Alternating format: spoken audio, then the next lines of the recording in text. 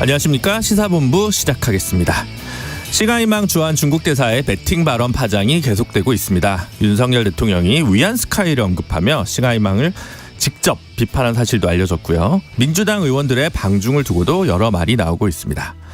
한편 국민의힘 김기현 대표는 오늘로 취임 100일을 맞았는데요. 정치권에서 어떤 평가가 나오는지 각설하고 시즌2에서 장성철 공론센터 소장, 서영주 민주당 상근 부대변인과 함께 짚어보겠습니다.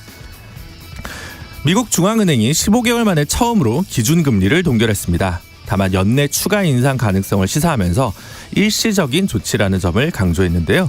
자세한 내용은 경제본부에서 살펴보겠습니다. 오늘도 1부에서는 한입뉴스 준비되어 있습니다. 6월 15일 목요일 시사본부 지금 출발합니다.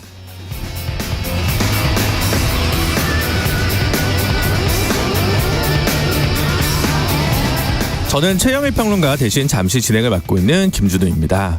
1부 마지막에 들을 노래 디저트송 신청 기다리겠습니다. 오늘도 듣고 싶은 노래 있으시면 문자 샵 9730으로 자유롭게 보내주세요. 유튜브로는 안 되고요. 그러면 저희가 치킨 모바일 쿠폰을 보내드릴 수가 없습니다. 짧은 문자는 50원, 긴 문자는 100원의 정보 이용료가 부과되니까요. 참조하시고 많은 참여 부탁드리겠습니다. KBS 1라디오의 모든 프로그램은 유튜브에서도 함께 하실 수 있습니다. 실시간 방송 지금 접속하면 저희 모습 보실 수 있고요. 다양한 분야의 다양한 명품 컨텐츠도 함께 마련되어 있으니까요. KBS 1라디오 채널 구독과 좋아요, 댓글도 많이 부탁드립니다.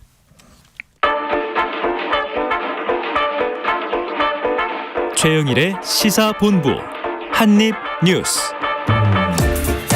오늘의 핵심 뉴스 한입에 정리하는 한입뉴스 시작해보겠습니다. 박정호 오마이뉴스 기자, 미디어 인권연구소 뭉클의 이봉우 연구원 두 분 함께 나와주고 계십니다. 어서 오세요. 안녕하십니까. 네, 저 하루 건너뛰고 이틀 만에 뵙겠습니다. 네, 반갑습니다. 네, 뭐 제가 없으니까 어제 방송이 더 스무스했죠.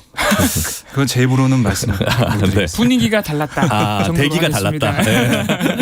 대기가 맑았다. 이렇게 이해할 수 있겠습니다. 네.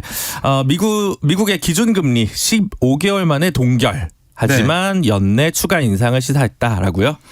네, 그러니까 지난해 3월부터 한 15개월간 10차례 연속해서 공격적으로 금리를 올려왔던 미국 중앙은행 이 연방준비제도가 숨고르게 들어갔다 이렇게 볼 수가 있겠는데요. 네. 이렇게 되면서 기준금리가 5%에서 5.25%로 유지가 된 겁니다. 네. 그러니까 이 시장이 사실은 예측을 했었습니다. 동결될 거다. 왜냐하면은 네. 지난달 미국 소비자 물가지수 CPI가 2년 2개월 만에 최소폭 4%로 상승을 했어요. 네. 그러니까 이 지난해 6월 생각해보면 그때 9.1%가 어떻게 보면은 소비자 물가지수 나타났었거든요. 네. 그때랑 비교해 보면은 이 소비자 물가 상승률이 많이 떨어지고 있다. 네. 이렇게 볼 수가 있기 때문에 인플레이션 둔화세가 계속되고 또 고용 시장도 과열 분위기가 좀 진정되는 모습을 보이고 있어서요. 네. 이번엔 동결이다 이런 전망이 많아서 그대로 나왔는데 하지만 말씀하신 것처럼 이번 금리 동결로 금리 인상이 끝난다는 건 아니다라고 볼 수가 있는데 릴레이가 끝나지 않았다. 그렇습니다. 연준이 성명에서 뭐라고 했냐면 이거 일시적인 조치다. 향후 물가 상승에 따라서 물가 상황에 따라서 추가적인 금리 인상이 가능하다. 이런 뜻을 밝혔고 네. 또 제롬 파월 연준 의장도 기자회견에서 뭐라고 했냐면 인플레이션 압력이 계속 높은 상태다. 거의 모든 FOMC 위원들이 올해 중 추가 금리 인상이 적절할 것 같다. 이런 견해를 보였다는 거예요. 네. 연내 금리 인하를 예상하는 위원은 없었다라는 얘기도 했습니다. 그러니까 물가 안정에 최우선 순위를 두겠다라는 그런 얘기로 읽히는데 네. 사실은 인플레이션 이게 뭐 4% 그러니까 지난달에 최소폭 2년 2개월 만에 최소폭이라고는 했지만 원래 연준이 생각하는 가장 이상적인 물가 상승폭은 2%입니다. 네. 갈 길이 좀 남아 있죠. 네. 그래서 결국에는 이게 올해 0.25%에서 0.5%포인트까지는 인상할 수 있다라는 얘기가 나오고 있는데요.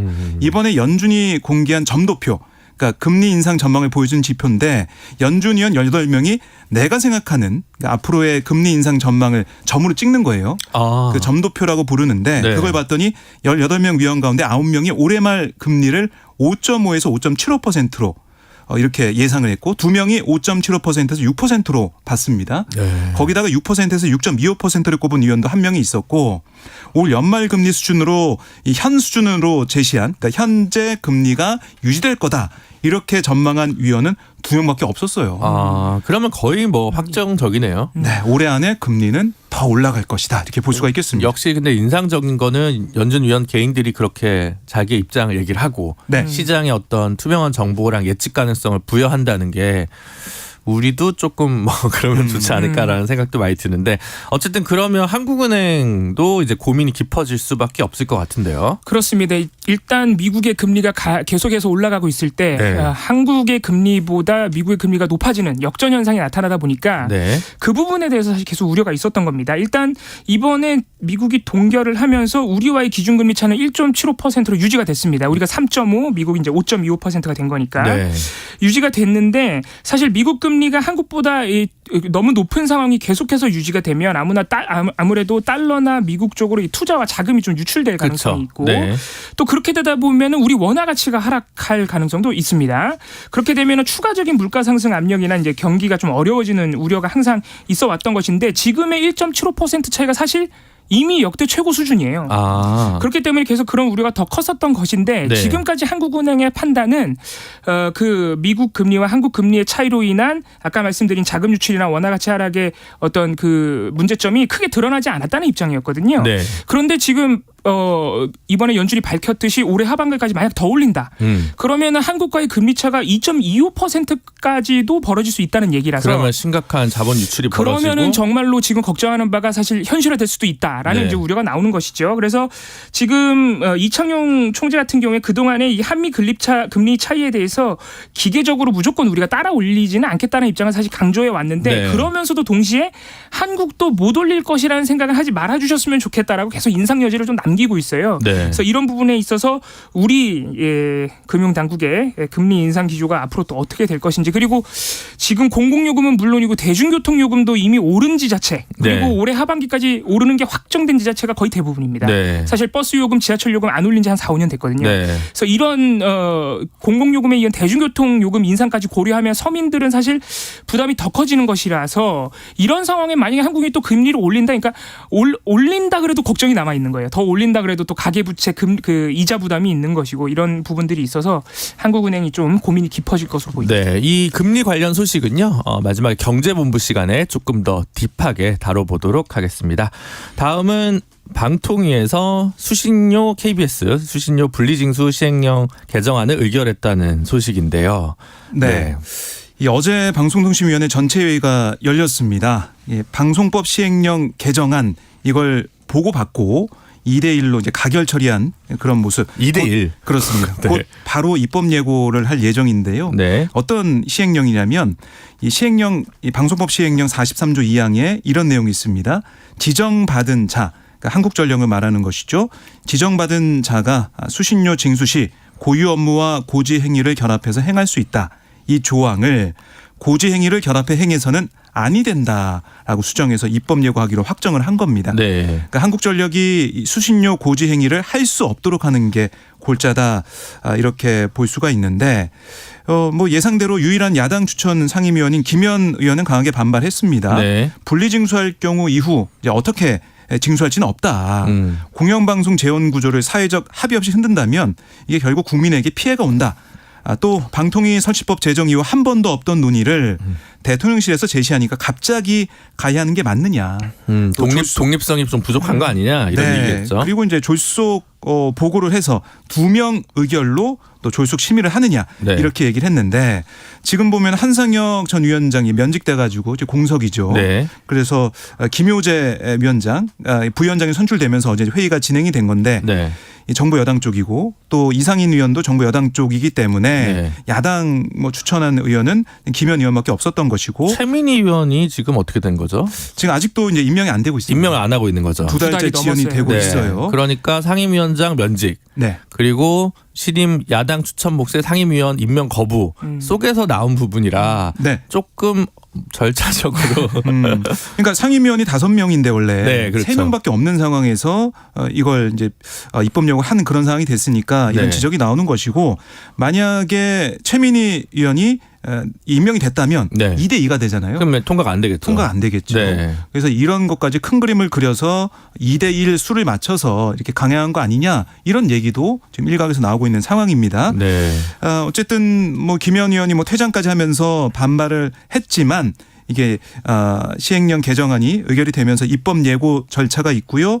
법제처 심사 또 국무회의 이걸 거쳐서 대통령이 제가하면 이 시행령 개정안이 곧바로 공포가 되는 겁니다. 네. 이게 법안이 아니기 때문에 국회에서 뭐 논의해서 그런 건 여야가 아니죠. 투표하고 이런 거 아니에요. 네. 그래서 빠르면 3개월 이내에도 그러니까 뭐 8월, 9월 이때에도 이제 가능한 상황이니까 정부 입장에서는 하반기 내로 분리징수 강행하겠다 네. 이런 모습을 볼 수가 있습니다. 사실은 이제 뭐 거기에 대한 입장차는 있을 수 있으니까 절차적으로 조금 제가 뭐 깔끔하지 않은 거 아니냐. 예를 들면 최민희 위원은 임명을 하고 한상혁 위원장은 어차피 7월 말이면 임기가 끝나니까요. 그러면 새로운 방통위원장이 그게 뭐 이동관 수석이 되든 안 되든 간에 뭐 청문회 거쳐서 임명을 해서 3대2가 된 상황에서 채운 상황에서 뭐 3대2 표결로 할 수도 있는 문제였을 텐데 그거를 지금 시기에 강행을까지 하는 것은 조금 무리한 드라이브가 아닌가라는 생각이 들긴 하는데요. 정치자분들 이해를 돕기 위해서 시행령 같은 경우 이제 법제처 심사 거치고 차관회의, 장관회의 그러니까 국무회의까지 거쳐야 됩니다. 그러니까 뭐 한 2-3달 정도 걸릴 거고요.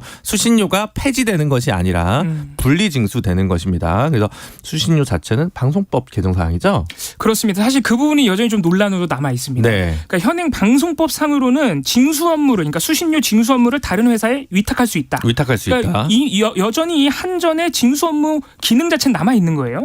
거기다가 또 64조 방송법 64조로 보면 TV 수상기를 지닌 가구는 수신료를 납부해야 한다. 의무가 그렇죠. 있습니다. 의무죠. 그러니까 시민들 입장에서는 수신료 납부 의무가 남아 있는 상황인데 지금 시행령 개정은 한전이 수신료를 자기네 업무랑 같이 결합해서 고지하면 안 된다는 것만 확정을 한 거예요. 전기요금 낼 때 강제로 같이 내게 하는 거를 그렇습니다. 분리시키는 거죠. 그러니까 지금 고지서를 보시면 전기료 밑에 이렇게 항목으로 수신료가 2,500원이 붙어 나가는데 네. 그거를 하지 말라라고 한 겁니다. 그렇죠. 그러니까 이게 사실 굉장히 애매한 거죠. 그래서 어떤 상황이 발생할 수 있냐면은 지금 한전에서는 이런 애매한 상황이 되다 보니까 수신료만 따로 이렇게 떼가지고 절취선을 둬서 수신료 고지서 부분만 따로 이렇게 청구를 하겠다 이런 이제 대안들도 논의가 되고 있긴 한데 네. 시민들 입장에서는 법적으로는 수신료 납부 의무가 남아 있기 때문에 한전의 그 분리된 이 청구서를 보고 그냥 이거 안 내도 되나 보다 해서 안 냈다가는 사실 법적으로 있는 의무 때문에 위법이 될 수도 있는 겁니다. 그렇죠. 그거는 이제 방송법상 가산금을 징수할 수 있기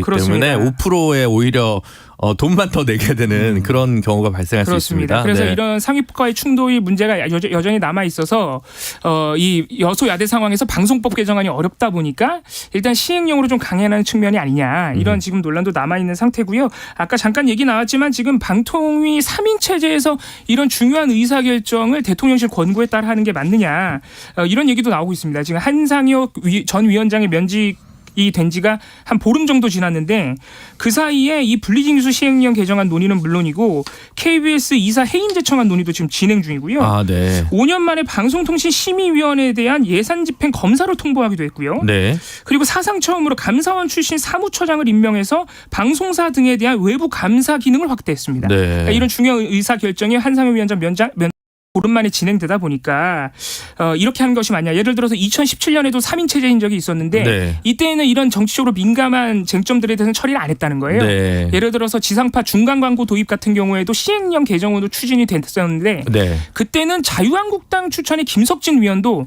이거는 국회가 논의할 사항이다. 네. 시행령으로 이렇게 방통위가 일방적으로 처리해서는 안 된다라면서 국회로 논의를 넘겼었습니다. 아. 그래서 지금과 같은 의사결정 절차가 이례적이다. 이런 네. 부분도 논란으로 남아 있습니다. 네, 알겠습니다. 뭐 KBS 소식은 저희가 예민하면서도 섬세하게 그리고 중립적으로 잘 다루도록 하겠습니다. 다음은 후쿠시마 오염수 관련해서 여론조사 결과를 좀 소개해 주신다고요? 네, 요미우리 신문과 한국일보가 지난달 26일부터 28일 18세 이상 한국인 1000명과 일본인 17명을 대상으로 실시한 공동 여론조사 결과. 한일 공동 여론조사예요? 예, 이게 이제 발표가 됐는데 흥미롭네요. 네, 일본 정부가 올해 여름으로 예고한 후쿠시마 원전 오염수 방류에 대해서 한국 국민, 우리나라 국민은 84%가 반대를 했고요. 찬성은 12%에 그쳤습니다. 네. 반면 일본 국민은 찬성이 60%로 반대 30%의 2배에 달하는 모습을 보였는데요. 아, 찬성이 60% 정도 되는 네, 거예요? 그러니까 우리 이제 국민과 일본 국민의 여론에 이제 다른 점이 좀 보여지는 네. 상황이고 뭐 지난번에도 이 비슷한 조사가 있었는데 우리 이제 국민들은 너무나 이 사안에 대해서 네. 염려하고 있고 네. 또 반대하고 있는 목소리 좀 분명히 드러나고 있다 이렇게 평가를 할 수가 있겠습니다. 네. 그리고 또 여러 가지 질문도 있었는데 한일 정상회담 등으로 관계 개선이 추진되면서 한일 양국 관계가 현재 양호하다 이런 응답 이게 지난해 조사 때보다 크게 늘었다고 합니다. 현재 한일 관계에 대해 좋다는 응답이 한국에서 43%, 일본에서는 45%로 집계가 됐는데요. 네. 지난해 이 질문에 대해 한국과 일본 국민 모두 좋다가 17%에 그친 것과 비교해 보면 네. 한국은 26%포인트, 일본은 28%포인트 각각 상승을 한 거예요. 네. 그러니까 이게 한국 조사에서는 1995년 조사 때와 같은 최고 수준이었다. 아. 이렇게 평가가 나오고 있고 네. 그리고 또 한 가지 눈에 띄는 부분이 우리 정부가 3월 발표한 강제동원 배상 해법에 대해서는 일본에서는 긍정적이다 네. 이런 평가가 57%로 네. 과반이 이제 호의적인 반응을 보였지만 우리나라에서는 긍정적으로 평가하지 않는다. 이게 59%로 부정적 반응이 다수를 차지했습니다. 네.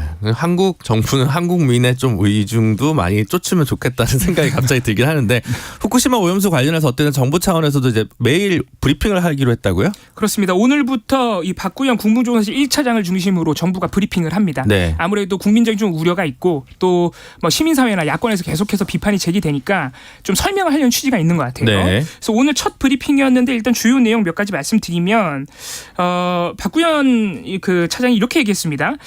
국민 안전을 위해서 최선의 노력을 하고 있지만 정보가 부족하거나 잘못된 정보로 인해 우려가 커지는 일은 없어야 한다. 네. 그래서 정부가 계속 강조하고 있는 일종의 괴담론에 대한 우려가 오늘 브리핑에서 좀 나왔다고 볼 수 있겠고요. 네. 좀 구체적인 이 안전성 관련 내용들 보면요.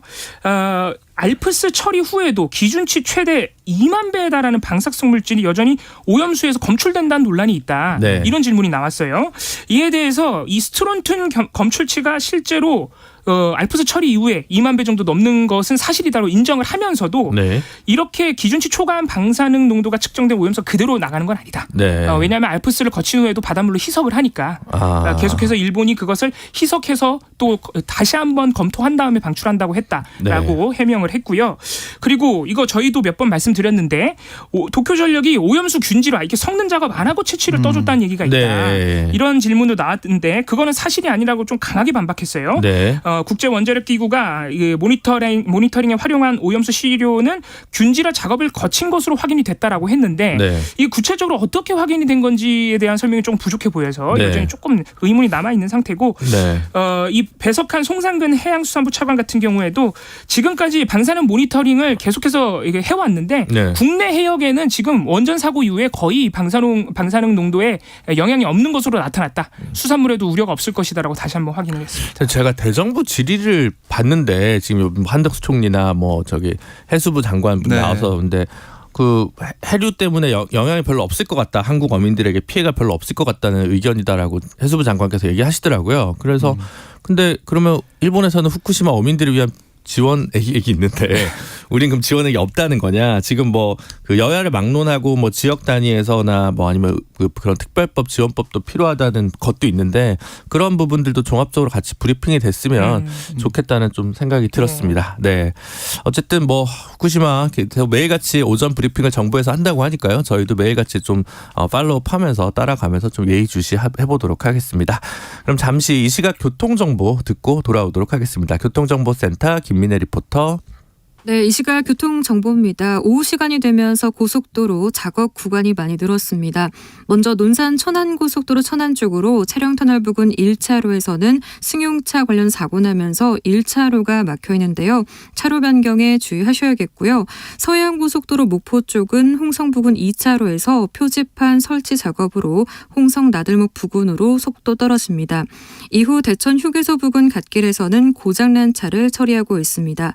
서울시내 간선도로는 동부간선도로 성수분기점 쪽입니다. 월계 1교에서 월릉분기점 사이 3차로에서 고장난 차가 있는데요. 뒤로 운전자도 나와 있고 사고의 위험이 있습니다. 차로 변경에 주의를 해주셔야겠습니다. 또 강변북로 구리 방향으로도 가양대교에서 월드컵대교 사이 2차로에서 추돌 사고나 처리 중입니다. KBS 교통정보센터였습니다.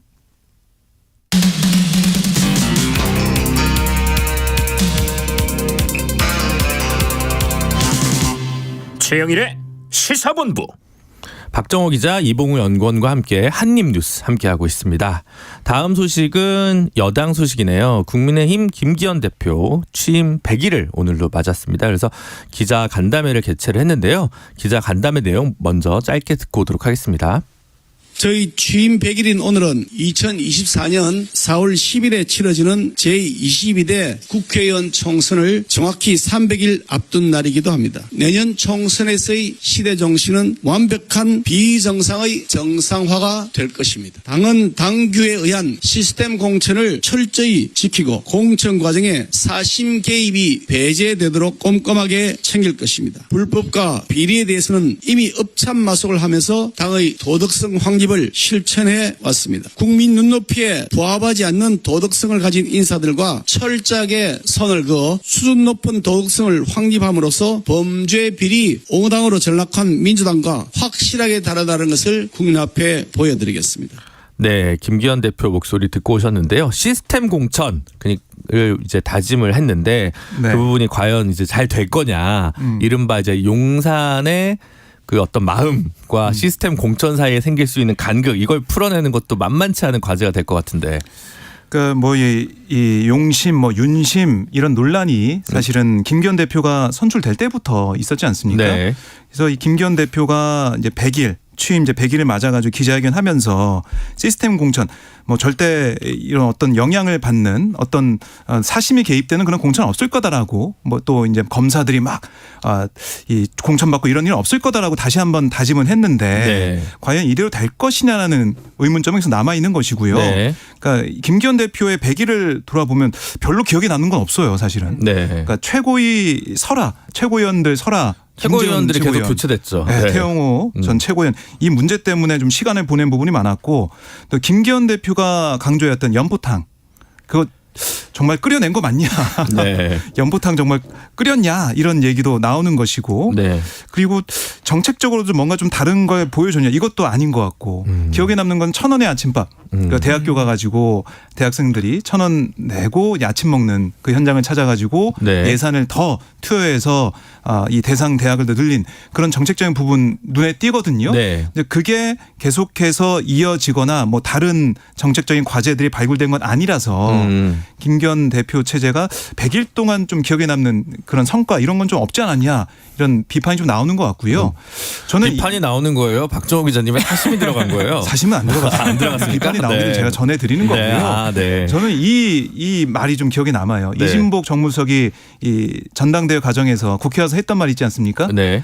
아무 말도 안 하면은 아무 일도 일어나지 않는다. 그 얘기처럼 그러니까 김기현 대표 체제가 좀 무난하게 온 것처럼 보여도 막 아무 아무 일도 안 했기 때문에 아무 뭐 여러 가지 일도 일어나지 않은 게 아니냐 이런 분석도 나올 것 같습니다. 네. 이봉우 연구원님은 어떻게 보셨어요? 아무래도 김기현 대표가 이 앞으로의 행보의 가장 관건은 공천룰. 이 될 것으로 보입니다. 그렇죠. 지금 시스템 공천하겠다, 사심 배제하겠다고 선언했지만 네.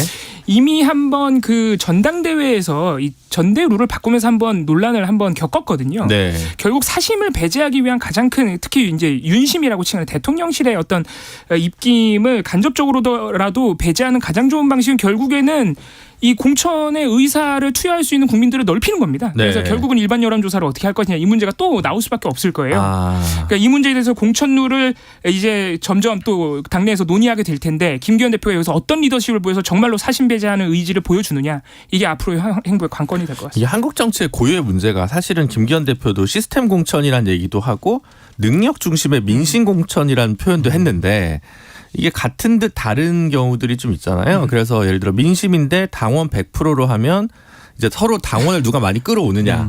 근데 그렇게 되면 역으로 정치 신인이 아니라 현역한테 유리한 거 아니냐. 시스템 공천이라면. 그래서 오히려 가장 혁신 공천은 제왕적 공천이다. 이게 지금 여의도 출입 기자분들이 맨날 뭐 10수년 동안 하시는 얘기인데 하지만 그 제왕적 당 총재나 당 대표나 이런 것들을 막으려면 처음에는 그런 식으로 시스템 공천 일부 현역한테 유리하더라도 그거에 안정화시키는 게 오히려 당내 줄서기를 막는 거 아니냐. 뭐 이런 얘기도 있고 그 균형점을 잘 잡는 게 굉장히 어려운 문제가 아닌가 싶습니다. 근데 다음에 저는 이제 귀에 들어온 단어가 읍참마속이라는 거였는데 읍참마속하니까 지금 또 국민의힘 같은 경우도 지금 현역 의원 중에 한 명이 또 수사받고 있는 경우가 있지 않습니까? 예. 하영재 의원 같은 경우는 참고로 그 5월달에 탈당을 했기 때문에 그것도 읍참마속이었는지 잘 모르겠는데 어쨌든 하영재 의원은 체포동의안은 이제 가결됐지만 구속이 안 됐죠. 구속은 안 된 이유가 네. 자백을 했기 때문이고요. 지금 황보승 의원, 여튼 부산의 국회의원인데 관련해서 압수수색이 들어갔다고요? 그렇습니다. 지금 불법 정치자금 의혹으로 경찰이 수사를 하고 있는데요. 네. 일단 지금 부산경찰청이 이 황보 의원의 전 남편을 불러서 조사를 했습니다. 네. 이 전 남편 같은 경우에는 2020년 총선 때까지는 부부였는데 네. 2021년 8월에 이혼을 한 상태예요. 아, 네. 그런데 이 전 남편이 경찰에다가 선거 당시 황보 의원에게 돈을 건넨 이들의 이름과 금액을 기록해둔 것으로 보이는 명부를 찍은 사진을 제출한 것으로 일단 보도가 되고 있습니다. 네. 이 명부 사진에 보면은 지역 정치인들의 이름이 60여 명, 뭐 구의원 이런 분들의 이름이 네. 60여 명 써 있고 그 옆에는 액수도 써 있다 그래요. 네. 이 전 남편에 의하면 선거 당시에 선거 끝나고 집에 가보니까 이런 명부랑 현금이 있어가지고 놀래서 찍어뒀다는 겁니다. 네. 하지만 원본은 일단 없어졌다고 진술을 한 상태라고 하고요. 네. 지금 황보 의원이 받고 있는 의혹은 2020년 21대 총선과 2022년 지방선거 앞두고 지역구의 구의원, 시의원들에게 공천을 대가로 금품을 수수했다는 의혹을 받고 있습니다. 이런 경우들이 또 꽤 있는 것 같은데. 김연아 의원도 조금 전 의원도 비슷한 의혹을 네, 받고 박순자 전 의원도 이제 그런 문제가 있었던 것 같은데, 요건 또 뭐 예의주시하면서 보면 되겠네요. 네, 그래서 국민의힘에서도 이제 읍참마소 김기현 대표가 언급한 것처럼 지금 조사는 하고 있는 상황이에요. 네. 국민의힘 당무감사위원회가 김연아 전 의원 추가 조사하기로 했다는 소식도 들어와 있고 황보승 의원에 대한 당무감사를 실시하겠다는 얘기도 했습니다. 또 국민의힘 중앙윤리위원회는 조수진 최고위원이 보좌진을 부당해고했다. 이 신고서를 접수했다고 하고 이 내용을 좀 검토해서 어떻게 할지 좀 살펴보겠다. 이렇게 좀 나와 있기 때문에 국민의힘에서도 여러 가지 의혹이 제기되고 있는 것들을 어떻게 풀어낼 것이냐. 만약에 정말 그게 사실로 확인될 때 어떤 조치나 징계를 할 것이냐. 이것도 국민들이 지켜볼 것 같습니다. 근데 제가 방송하면서 알게 된 정치부 기자님들한테 이런 거 물어보면 그게 관심사가 아니고 이렇게 되면 그 지역구에 내년 공천을 누리는 정치 신인은 누구냐 이제 이런 암호평이 더 많더라고요. 네. 네. 어쨌든 뭐 이것도 잘 지켜보도록 하고요. 다음은 그 감사원에서 신재생에너지 사업감사 결과를 발표했고 윤 대통령께서는 이거를 근거로 철저히 뭐 조사하라 이런 지시를 했다고요? 그렇습니다. 작년 10월부터 진행한 전 정부 신재생에너지 사업 추진 실태 감사 결과를 13일에 감사원이 발표를 했습니다. 네. 이 감사 결과 발표를 보면요, 꽤 많은 사람들이 지금 수사 의뢰까지 넘어간 건데 강임준 군산시장과 산업통상자원부 전직 과장 2명 등 총 13명을 직권남용 등의 혐의로 검찰 수색 의뢰까지 했습니다. 네. 이에 따라서 어제 오전에 윤석열 대통령이 직접 공직기강비서관실에 지시를 했는데요. 태양광 사업 의사결정 라인을 철저히 조사하라는 지시를 했어요. 네. 근데 이 지시가 약간 논란이 되는 게 태양광 사업은 전 정부에서 이제 본격적으로 추진이 됐기 때문에 의사결정 라인 전반이라고 하면 이미 네. 임기가 끝난 네, 정무직이거나 그렇죠. 네. 아니면은 전 정부에서 이 관련 일을 하던 이 공무원들 네. 이런 전 정부 관련 고위직들을 포함해서 조사하라는 얘기이기 때문에 이미 사퇴한 사람까지 포함해서 네. 이게 다시 한번 전 정부를 겨냥한 조사가 아닌가 이런 논란이 조금 남아 있는 상황인데 일단 감사원이 이번에 발표한 이 신재생에너지 사업의 비위 이 의혹들을 보면요, 대표적으로 시장이 지금 수사 의뢰가 된 전북 군산시 네. 2020년 10월 99메가와트 규모의 태양광 사업 건설 우선 협상 대상자를 선정을 할 때 이 강임준 시장의 고교 동문위 사장인 특정 기업에 특혜를 줬다는 의혹이 네. 있습니다. 이 강임준 시장이 사실 이 회사 같은 경우에 연대 보증 조건을 갖추는 의지조차 없었는데 이 기업과의 계약을 강행하는 바람에 사업 자금을 조달하기 위해서 다른 금융사를 선택했어야 했고 결국엔 높은 이자를 주게 됐다. 네. 그래서 약간 배임의 의혹이 있다. 이런 의혹으로 지금 감사원이 수사 의뢰까지 했는데요. 군산시는 곧바로 반박 입장문을 또 냈습니다. 네. 동문이라는 이유 하나만으로 특혜라고는 할 수는 없고 당시 사업이 민간 사업자를 선정한 다음에 특수목적 법인을 설립하는 게 목적이었기 때문에 큰 문제가 없다. 그리고 건설 비용은 1년만 대출을 하고 시민펀드로 대환하려는 계획이어서 그 이자 문제도 특별히 피해라고 할 수 없다라고 반박을 해놓은 상태입니다. 태양광 관련해서 뭔가 부정부패 비리가 있다면 엄단하는 건 그렇습니다. 당연하다고 이제 저도 생각이 드는데 다만 이 그 기초자치단체 것까지 공직기강 비서관실에서 관여한 예는 좀처럼 찾아보기 그렇습니다. 어려운 것 같아서 이게 검찰 특수부가 아닌데라는 생각이 저는 좀 스쳐 네, 지나갔습니다. 아무래도 이제 뭐 산업통상자원부 위주로 조사를 하라는 지시겠지만 네. 여러 가지 생각이 드는 것이죠. 네, 알겠습니다. 그 감사원 소식은 뭐 또 전현희 위원장이랑 이제 뭐 얘기를 하면서 권익위 감사 주심 감사위원이랑 감사원 사무처가 계속 논쟁을 벌이고 있다고요? 네, 뭐 이렇게 이제 감사위원과 감사원 사무처가 공방을 벌이는 것도 저는 처음 보는 그런 사안으로 생각이 되는데 네. 이 전현희 국민권익위원장에 대한 감사원 감사의 주심을 맡은 조은석 감사위원이 네.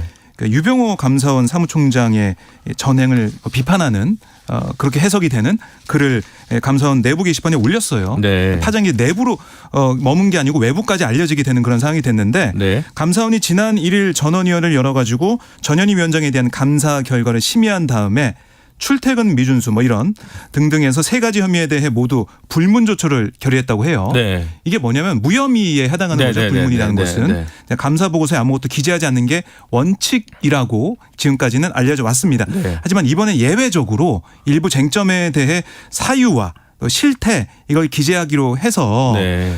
그럼 이거는 이제 감사위원 간담회에서 내용 확정한 다음에 공개하기로 네. 그렇게 합의를 했다는 겁니다. 네. 그런데 지난 9일 이 사무처가 감사위원들의 최종 의견을 수렴하는 절차 없이 일방적으로 감사 보고서를 공개했다라는 게 이 조은석 감사위원의 주장이고요. 네. 그러니까 보고서 공개를 결정하는 주체는 감사위원들인데 네. 근데 사무처가 이걸 무시하고 월권을 하는 거 아니냐? 직권을 남용했다 네. 이런 지적을 공개적으로 하면서 비판한 거예요. 네. 그리고 또 한 가지가 이제 지난해 10월 감사원이 추미애 전 장관 아들의 군복무 특혜의혹 관련 허위 보도 자료 작성 뭐 이건 등등해서 7개 혐의에 대해서 전 위원장 이 수사 이걸 검찰에 요청을 했는데 이 사안을 논의하는 이번 감사의 전원위원회 심의를 앞두고 감사 실무팀이 이 3개 혐의는 부의 안건에서 빼버렸고 네. 나머지 혐의도 전원위에서 모두 불문 결정이 난 그런 결과가 되겠습니다. 네. 그러니까 애초에 수사는 고사하고 감사거리도 아니었는데 수사 요청한 게 아니냐 이런 지적도 내부에서 나오고 있는 상황입니다. 감사원도 하여튼 이렇게까지 주목받은 적이 이회창 총재가 감사원장 할 때 이후 처음일 것 같다는 생각을 좀 해보는데 좀 계속 좀 지켜보도록 하겠습니다. 마지막 소식에는 의대가 뭐 예과 본과 통합되고 정원이 확대가 되는 건가요? 그렇습니다. 정부가 논의를 지금 하고 있는데요. 의사 정원 확대 같은 경우에도 오늘 회의를 하고 있어요. 의사협회와. 그래서 지금 3,058명인데 이게 2000년에 그 의학 분업하면서 한번 300여 명이 줄어든 적이 있습니다. 네. 그거를 원상복구만 할 것이냐 네. 아니면 한 500명 정도로 더 늘릴 것이냐. 늘릴 지금 것이냐. 오늘 논의를 포함해서 계속 논의를 한다는 입장이고요. 또 이 예과 본과 통합 같은 경우에는 지금은 2년 4년 따로 하고 있어서 네. 앞에 1, 2학년은 이제 교양 과목 인문학을 좀 같이 배우고 네. 뒤에 4년이 돼야 이제 해부학 등의 실습을 하는데 네. 그렇게 되다 보니까 이 앞에 2년은 조금 널널하고 뒤에 4년은 이제 국가고시까지 준비하다 보니까 너무 힘들다는 거예요. 네. 그래서 이런 학업 부담을 좀 경감시켜 주는 동시에 처음부터 이 실습과 의사가 되는 실습과 함께 교양도 같이 공부하게 하자. 네. 이런 보관으로 추진이 되고 있는데 그렇게 되면은 교양이나 인문학 수업을 아예 안 하게 될 우려도 좀 있다고 합니다. 네. 그래서 그런 우려 포함해서 논의를 진행 중에 있습니다. 근데 이제 의사가 늘리면 이제 뭐 지역이나 아니면 비인기학과의 의사 수급이 바로 또 이어질 거냐 그건 또 이제 지켜볼 문제인데 앞으로 또 이 논의도 계속 따라가 보도록 하겠습니다. 시사본부 1부 순서는 여기까지 하도록 하고요. 오늘 수고해 주신 이봉우 연구원 박정호 기자님 너무 감사합니다. 고맙습니다. 감사합니다. 디저트송은요 이제 오늘 9027님이 신청해주신 장기와 얼굴들의 풍문으로 들었어 디저트송으로 선정하고요. 4789님께서 오늘 노인 학대 예방의 날인데 노인의 인권과 존엄성을 지키는 사회가 되길 바란다는 메시지를 의미 있게 남겨주셔서요. 4789님께도 모바일 치킨 쿠폰 보내드리도록 하겠습니다. 노래 듣고 2부에서 돌아올게요. 그대 없는 나날들이 그 얼마나 외로웠나 멀리 있는 그대 생각 이 밤 따라 길어지네 하얀 얼굴 그리울 때 내 마음에 그려보며 우리 다시 만날 날을 손꼽으며 기다렸네 풍문으로 들었어 그대에게 애인이 생겼다는 그 말 풍문으로 들었어 내 마음은 서러워 나는 울고 말았네 하루 이틀 내 사랑 가득 담아 그대에게 보내주리. 오, 풍문으로 들었어. 오, 풍문으로 들었어.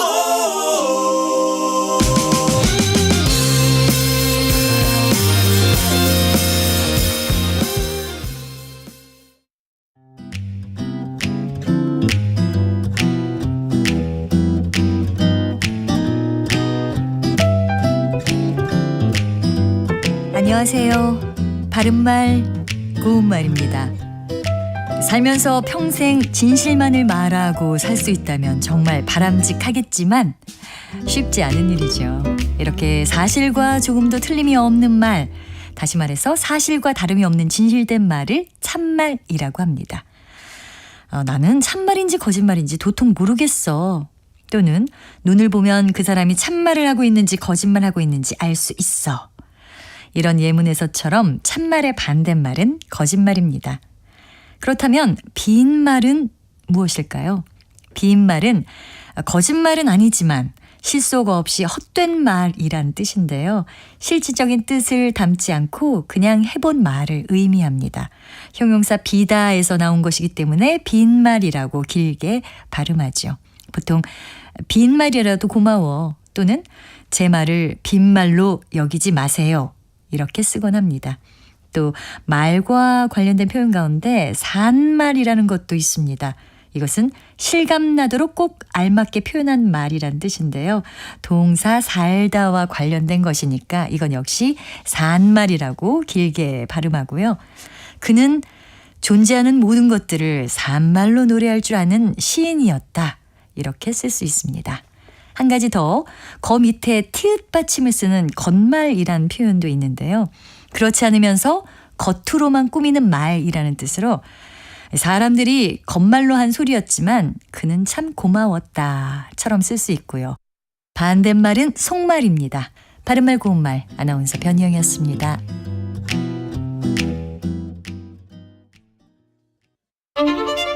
토론은 치열해도 판단은 냉정하게. 복잡한 세상을 바꾸는 첫걸음은 의외로 단순할지도 모릅니다. 평일 저녁 7시 20분 당신을 바꾸는 질문.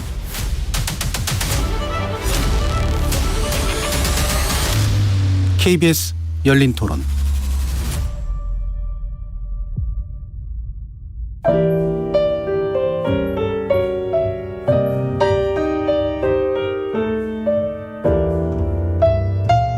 내일의 품격, 김성환의 시사야에서 챙겨가세요. 하루를 마무리하는 시간 꺼내보는 당신의 지식 창고. KBS 일라디오 김성환의 시사야. 평일 밤 10시 5분 여러분을 찾아갑니다.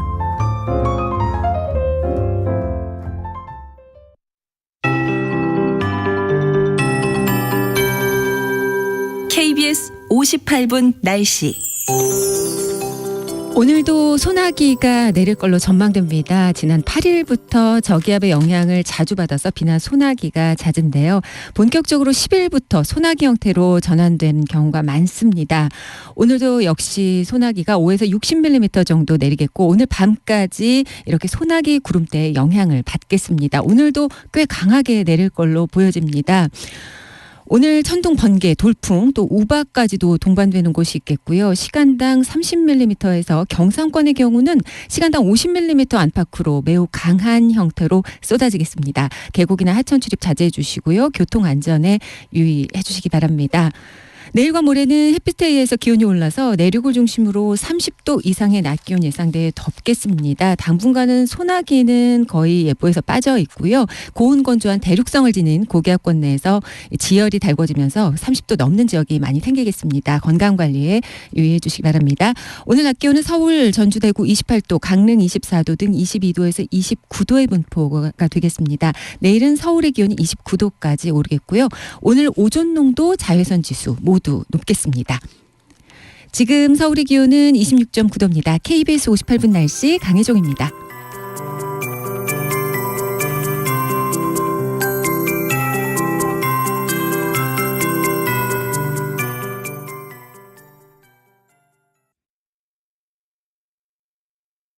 정성을 다하는 국민의 방송 KBS가 한시를 알려드립니다. AM 711kHz, FM 97.3MHz, KBS 1라디오입니다. HLKA.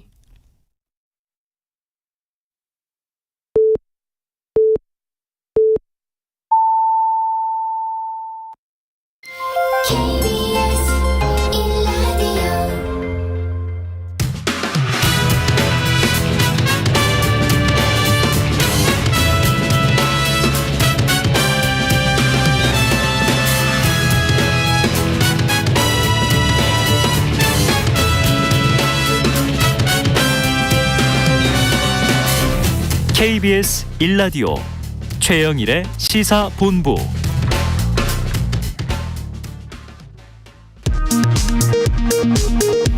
이 시각 라디오 정보센터 뉴스입니다. 노조의 불법 쟁의 행위로 회사가 손해를 입었을 때 조합원 개인이 노조와 동등한 책임을 지는 건 불합리하다는 대법원의 판단이 나왔습니다. 국회에서 논의 중인 노란봉투법과 쟁점이 유사한 판결이라서 파장이 예상됩니다. 한국은행은 미국 연방준비제도가 정책금리를 동결했지만 추가 인상 가능성을 시사한 데 주목하고 시장 상황을 모니터링하겠다고 밝혔습니다. 지난 4월 SG증권발 주가 급락 사태와 유사한 동시 하한가 사태가 주식시장에서 재발하자 금융감독원이 불공정 거래 특별 단속반을 중심으로 관련 단속을 강화하기로 했습니다. 지금까지 라디오 정보센터 조진주였습니다.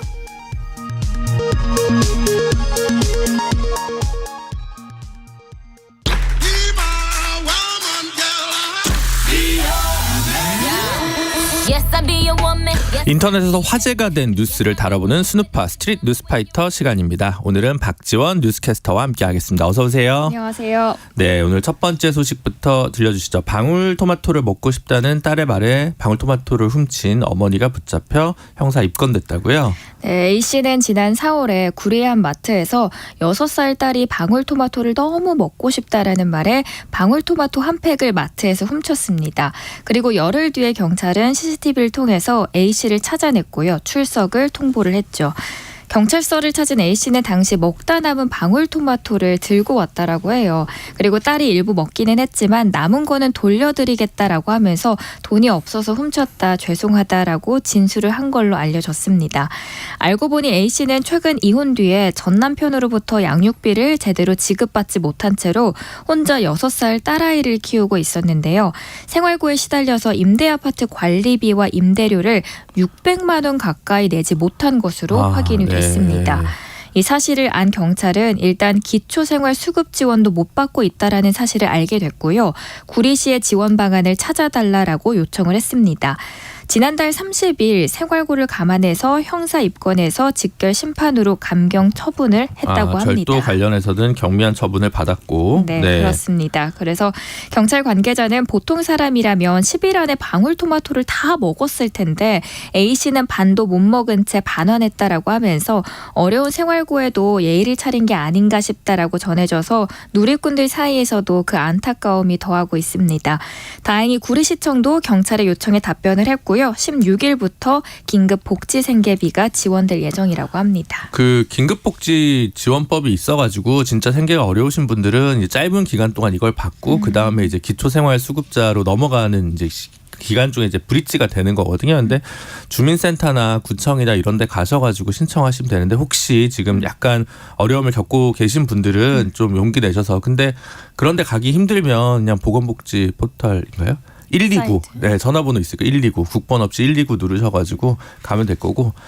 참고로 내일 저희는 보건복지부 장관께서 출연하십니다. 네. 두 번째 소식으로 넘어가 보도록 하죠. 일본에 여행을 갈 때 금을 가지고 가지 말라. 뭐 이런 말이 나온다고요?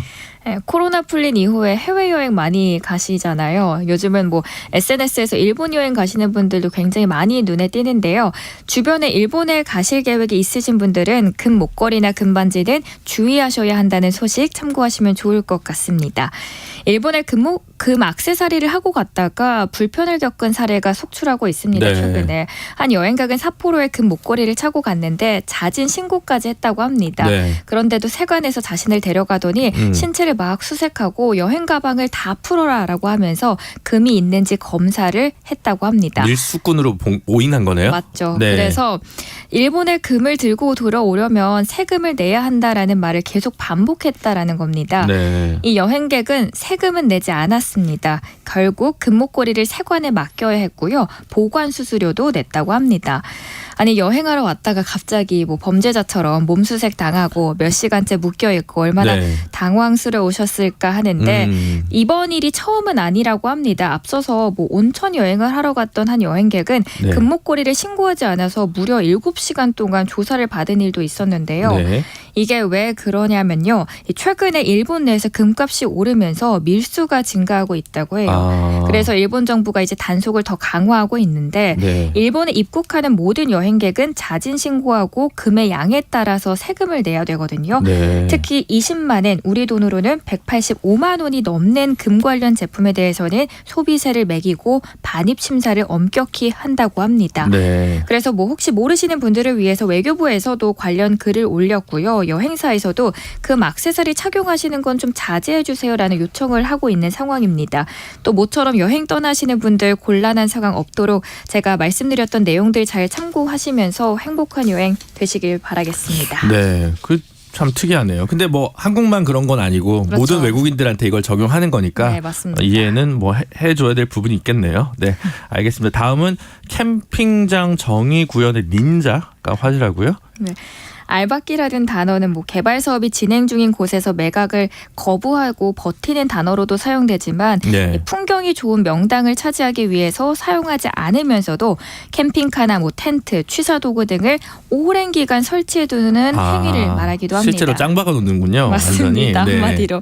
경북 청도군의 한 유원지에서는 최근에 알박기 텐트 수십 동이 칼로 난도질 당하는 일이 벌어졌습니다. 아. 그리고 온라인 커뮤니티에서는 캠핑장에 나타난 이 닌자라는 제목의 글이 확산하고 있는데요. 텐트들이 날카로운 곳에 막 찍힌 듯 너덜너덜해진 모습이 보이고요. 네. 글쓴이는 아무 생각 없이 찢은 게 아니라 다시는 고칠 수 없도록 디테일하게 찢은 모습이 마치 상급 닌자의 칼부림 같다라고 썼습니다. 네. 그런데 보통 텐트를 갈기갈기 찢었다 화를 낼 만한 상황이기도 하잖아요. 그렇죠. 왜냐하면 개인이 그렇게 뭐 남의 재산을 이제 손괴한 거잖아요. 네, 그렇죠. 근데 오히려 네티즌들은 닌자를 옹호하는 글들이 많았습니다. 네. 얼마나 화가 났으면 이랬을까 싶다며 물론 텐트를 찢은 것도 잘한 건 아니지만 네. 매너 있는 캠핑을 위해서 이번을 계기로 경각심을 느꼈으면 한다라는 반응입니다. 네. 이런 반응이 나온 이유가 있습니다. 그동안 사실 유원지 알박기 행위는 몇 년째 되풀이되어 온 행위고요. 네. 풀리지 않은 사회적 문제로도 여겨져 왔기 때문입니다. 네. 특히나 이 여름철 해안가 경우에는 관련 법률도 없다 보니까 매년 골머리를 앓고 왔는데 네. 다행히 지난해 말에 관련 개정안은 국회를 통과했고요. 28일부터 장기 방치 텐트는 즉각 철거할 수 있게 됐습니다. 네, 뭐 정부의 대응이 어떻게 보면 국회 대응이 늦었던 건데 개인이 그래도 이러면 안 되죠. 이거 뭐 칭찬해 준다고 따라하시면 안 됩니다. 모방 범죄가 되니까요. 네, 유의하시기 바라고. 어쨌든 여름철 또 다가오는데 해수욕장 근처에 뭐 무료 주차장 있으면 뭐 또 차박 오래 해두는 분들부터 해가지고 많죠. 네, 조금 성숙한 시민 의식을 보여주셨으면 하는 바람입니다. 자, 다음 소식은 독일에서 AI 목사가 나타났다고요. 네. 독일 한 루터교회 송바울교회에서는 챗 GPT가 40분 동안 예배를 이끌어서 화제가 되고 있습니다. 네. 인공지능 아바타가 상투적인 표현을 쓸 때는 교인들 사이에서 웃음이 터져 나오는 모습도 볼 수 있는데요. 무려 300명이 참석한 이 예배는 챗 GPT와 빈 대학교의 신학자이자 철학자 요나스가 함께 만들었다라고 합니다. 그런데 인터뷰 내용을 들어보니까 내가 이 예배를 구상하기는 했는데 네. 98% 정도를 챗 GPT가 만들었다라고 설명을 합니다. 교인들의 반응 어떠셨을 것 같은가요? 지루했을 것 같은데 저는. 좀 상투적인 말들이 많이 나와서 네. 지루했다라는 쪽도 있고 한편으로는 흥미로웠다라는 엇갈리는 반응들이 나오고 있는데 일부 사람들은 휴대전화로 예배를 촬영했고요. 어떤 사람들은 언짢은 표정으로 주기도문을 따라 부르지 않았다라고 합니다. 네. 슈미트는 아바트는 감정도 몸짓도 없었고 단조롭게 말해서 집중하기 어려웠다라는 사람도 있고 반면에 목사 얀센은 아바타가 얼마나 잘 작동하는지 정말 놀랍다라고 이야기를 합니다. 근데 이게 비단 해외 이야기만은 아닙니다. 국내에서도 목회자들 사이에서 챗 GPT에 대한 관심이 일고 있는데요. 지난 3월만 보더라도 목회 데이터 연구소에 따르면 챗 GPT에 대한 실태를 조사했는데 목회자 절반 정도가 챗 GPT를 사용해 본 경험이 있었고요. 네. 이 안에서도 42%가 목회 설교를 위해서 챗 GPT를 사용한 적이 있다라고 답을 했습니다. 네. 놀라운 건 조사에 참여한 목회자 10명 중 8명은 앞으로도 설교 준비에 챗 GPT가 사용될 것이다라고 전망을 하고 있습니다. 그럴 것 같아요. 근데 이제 저는 약간 두 개는 다른 것 같아요. 그러니까 아바타가 나와서 이제 그 설교하는 것까지 대신하는 거는 거부감이 있을 텐데 목회자분들도 이제 고민할 거 아니에요. 이번 주에 무슨 설교를 할까? 성경 생각도 안 나고요. 구약 본 지 오래됐는데 뭐 이런 생각하면 이렇게 종교 전문 AI가 나오면 이거 지금 뭘로 하면 무슨 이거 딱 맞아 떨어질까요? 그렇죠. 이렇게 얘기를 하면 이 구절 인용하면 된다. 카톨릭처럼 중앙 조직 있는 데는 그 주의 주보가 딱 나와서 이게 딱 나오는데 개별 교회는 그렇지 않을 테니까 그럴 때 많은 시간을 단축시켜 줄 수 있지 않을까 이런 생각이 드는데 새로운 아이디어를. 네, 근데 미국에서는 최근에 변호사가 쓰다가 그 가짜 판례까지 생성해서 하는 바람에 이제 문제가 된 사례가 맞아요. 있잖아요. 네. 그러니까 많은 검수와 요구가 좀 검토는. 필요하지 않을까 싶습니다. 그러면 오늘 말씀은 뭐 더 여기까지 듣도록 네. 하겠습니다. 네, 지금까지 박지원 뉴스캐스터였습니다. 감사합니다. 행복한 하루 되세요.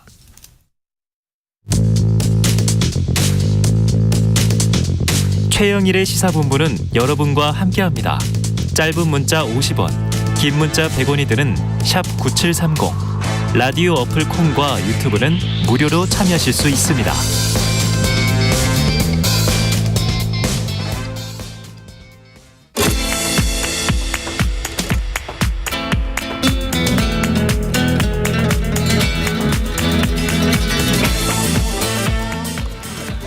정치권의 허심탄회한 속내를 들어보는 시간 각설하고 시즌2입니다. 오늘도 장성철 공론센터 소장 그리고 더불어민주당 서영주 상근 부대변인 나오셨습니다. 어서 오세요. 네. 네, 안녕하세요. 안녕하십니까. 네. 서영주입니다. 오늘 서영주 부대변인 아주 더워 보이십니다. 예, 덥습니다. 네, 뭐 때문에 열받으신?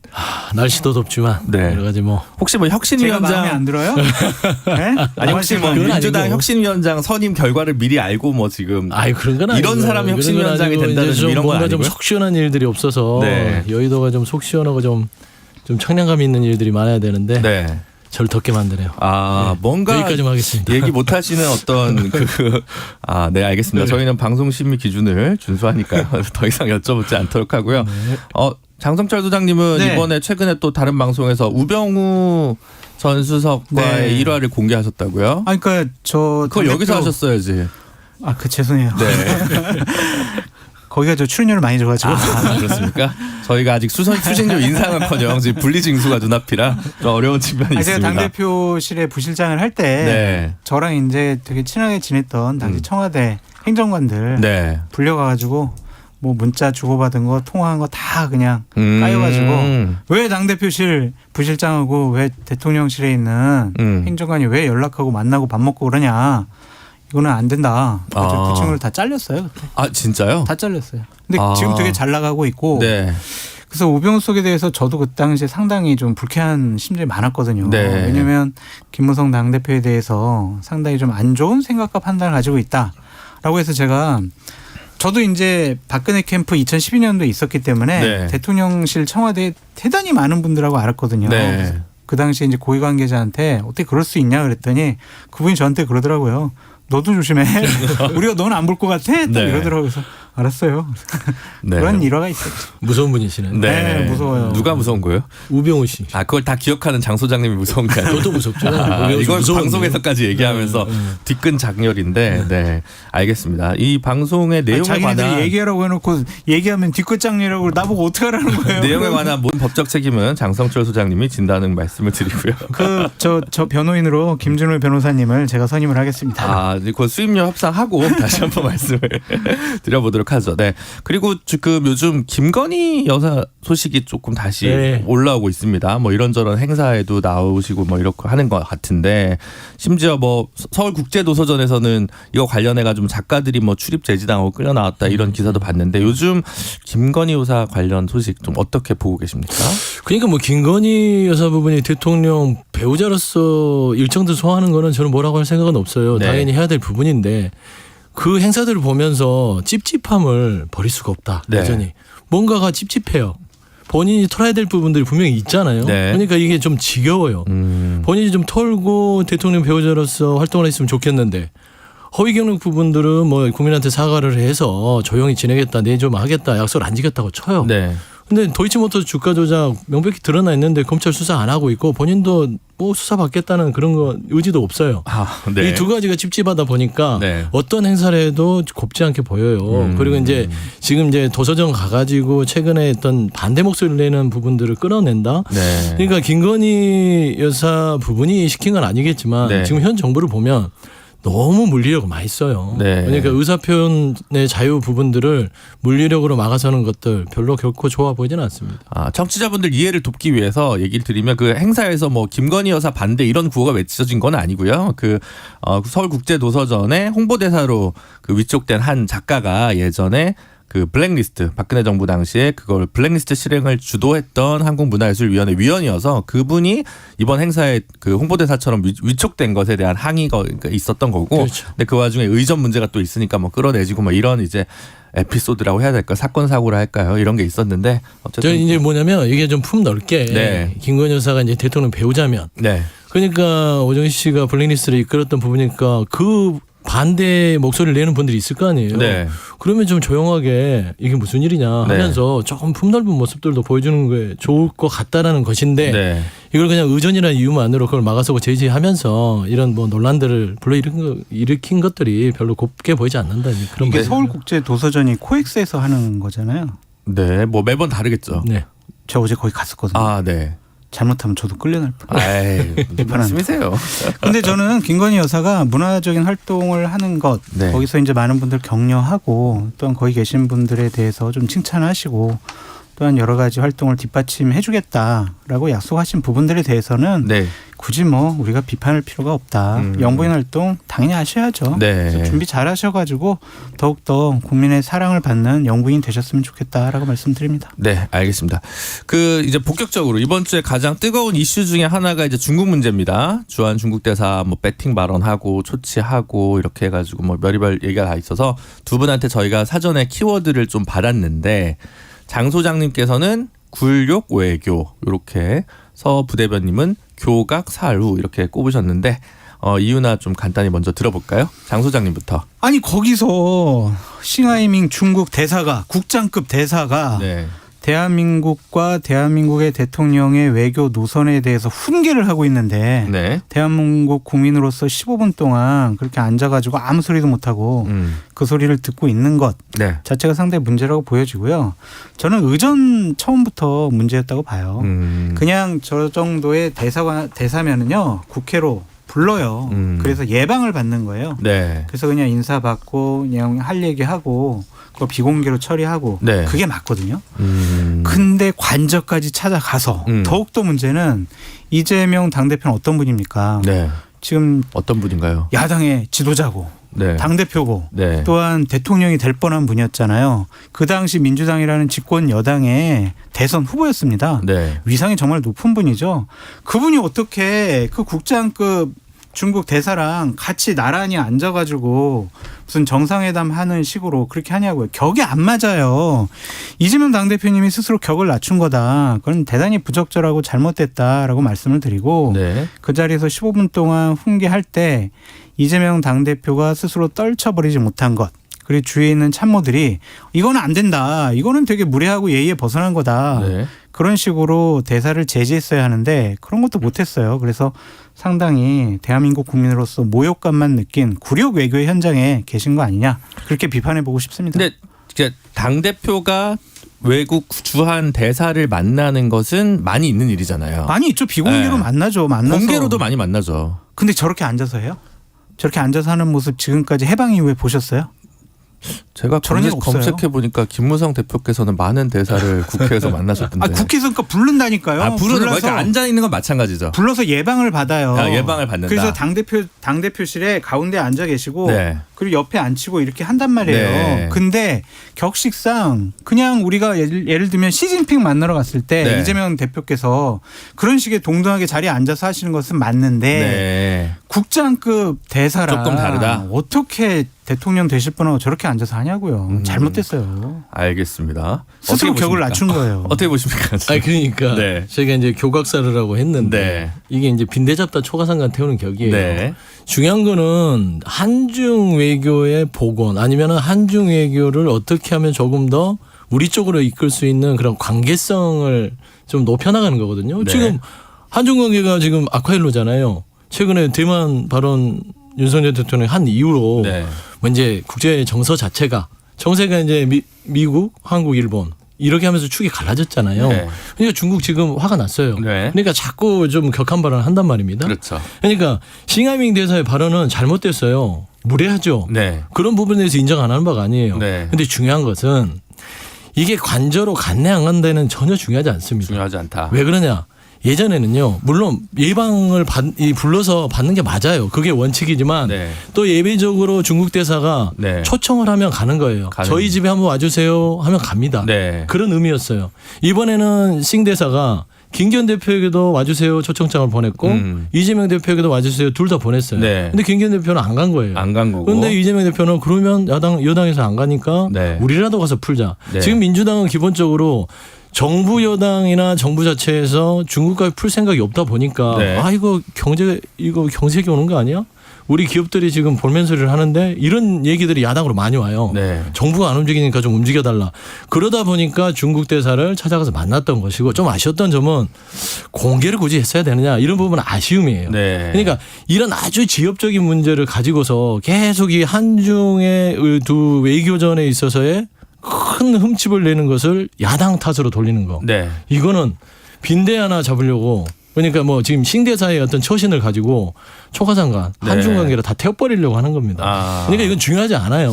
그러니까 외교는 의전이 거의 모든 것을 말해줍니다. 네. 민주당에서 뭘 비판했습니까? 지난번 대통령께서 미국에 가셨을 때 아니 정상적인 회담 자리도 아니고 기시다가 있는 호텔로 가서 찾아가서 만나가지고 그냥 허름한 그냥 무슨 방 안에서 앉아가지고 그렇게 만나는 것 자체가 굴욕외교다라고 얘기하셨잖아요. 네.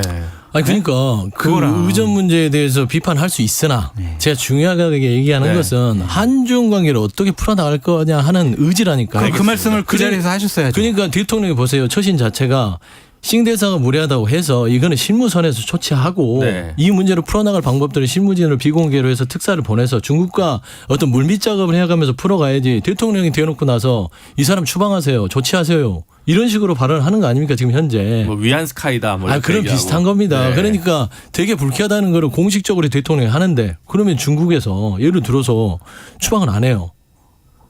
소환을 안 해요. 네. 그럼 우리가 추방을 할 겁니까? 못하지 않습니까? 네. 추방을 해서 우리도 추방하고 저쪽에서 우리 한국 대사 추방하면 네. 한중 관계 어떻게 됩니까? 그러면 완전히 이거는 결단이 나는 겁니다. 저는 이런 식으로 얘기하면 안 돼요. 저는 대통령이 네. 싱하이밍 대사에 대해서 위안스카이, 뭐 추방, 아니면 조치 그 말 할 수 있다고 생각을 해요. 뭐가 잘못됐냐? 네. 그 말을 공개한 참모들이 잘못된 거예요.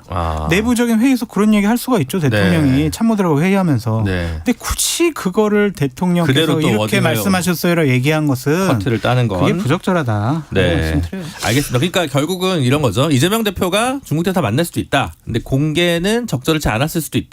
아니다. 근데 알았겠느냐? 예를 들어 싱하이밍 대사가 이 정도까지 얘기할 줄 알았겠느냐? 뭐 결과적으로 판을 깔아준 역할이 돼버려서 약간 연대 책임처럼 되지만 서 부대변인 얘기는 어쨌든 핵심적으로 한중 관계 악화의 원인이 이재명은 아니지 않냐. 그러니까 그렇죠. 이 문제를 풀을 해법을 중심으로 논의하자 이런 말씀이시잖아요. 풀러간 거예요. 네. 그러니까 뭘 만나야 뭐 풀릴 거 아닙니까? 그러니까 아까 저는 좀 이제 조금 돌아와서 네. 격가지 같은데 야당 지도자고 네. 그다음에 대통령이 될 뻔한 분이고 이렇게 네. 대단한 분이 네. 굳이 격떨어지게 왜 거기 갔냐? 네.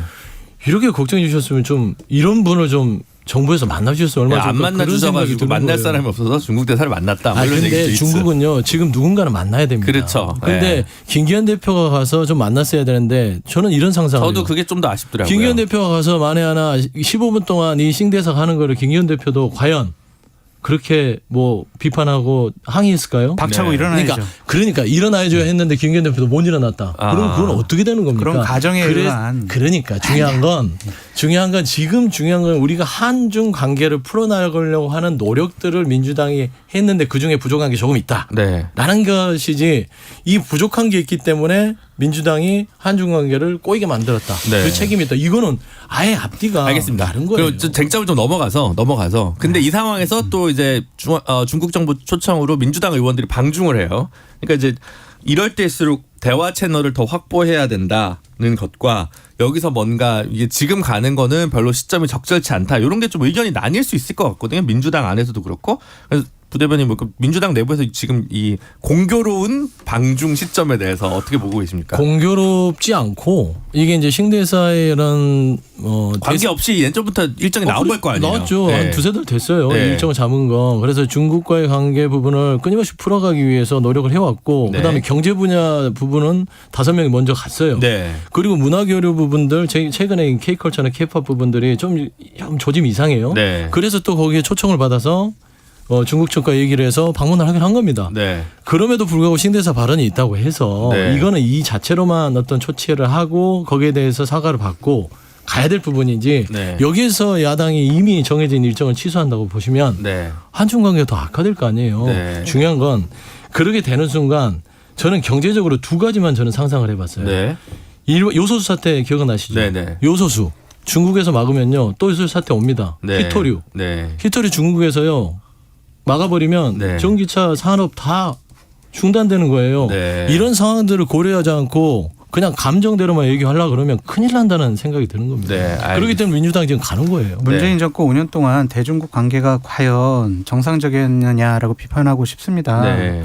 문재인 대통령이 집권 초기에 중국에 가셔가지고 시진핑에게 베이징 대학교 학생들에게 중국은 높은 산봉우리, 우리는 작은 언덕 이러면서 구려욱 외교 그런 말씀을 하셨죠. 그 이후에 중국이 한한령 풀었나요?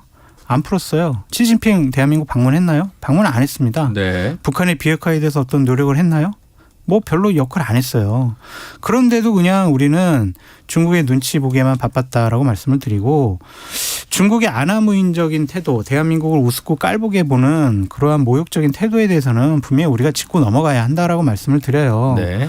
그냥 불타 죽을 거야, 후회할 거야 이런 외교적인 언사를 넘어선 막말을 해대는데 거기다 대고 그냥 가만히 듣고만 계셨던 이재명 당대표의 처신은 분명히 비판받아야 되고 외교에는 여야가 없다면서요. 네. 정쟁에 이용하면 안 된다면서요. 한 목소리 내야 한다면서요.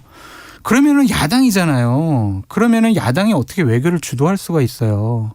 중국에 가가지고 다른 목소리를 낸다라는 것은 중국에게 저 나라는 우리나라 중국을 향한 어떤 대외교적인 태도나 판단과 인식이 다르구나. 이걸 우리가 교묘하게 이용해야지 그렇게 자칫 잘못하면 중국에게 이용당할 수가 있다. 알겠습니다. 요건 여기까지 하고. 그리고 잠깐만 하나만 네. 더 말씀드리면 저도 한 말씀. 네. 지난 외교 전문가셨어요, 두 분 다? 네. 네. 지난 문재인 정권 시절에 대미 관계가 되게 우리가 부족하고 잘못되어 가고 있다고 해가지고 당시에 이제 국민의힘, 자유한국당 그리고 자유통일당 거기에 있는 나경 원내대표가 그 야당이지만 미국의 의원들을 막 이렇게 같이 가면서 대미 외교한다고 그랬어요. 네. 그때 문재인 정권하고 민주당이 뭐라 그랬는지 아세요? 당신들은 외교를 정쟁 이용하느냐. 외교는 한 목소리 내야 된다. 국익에는 하나가 되자. 이런 식의 비판하셨어요. 지난 날을 되돌아보시라.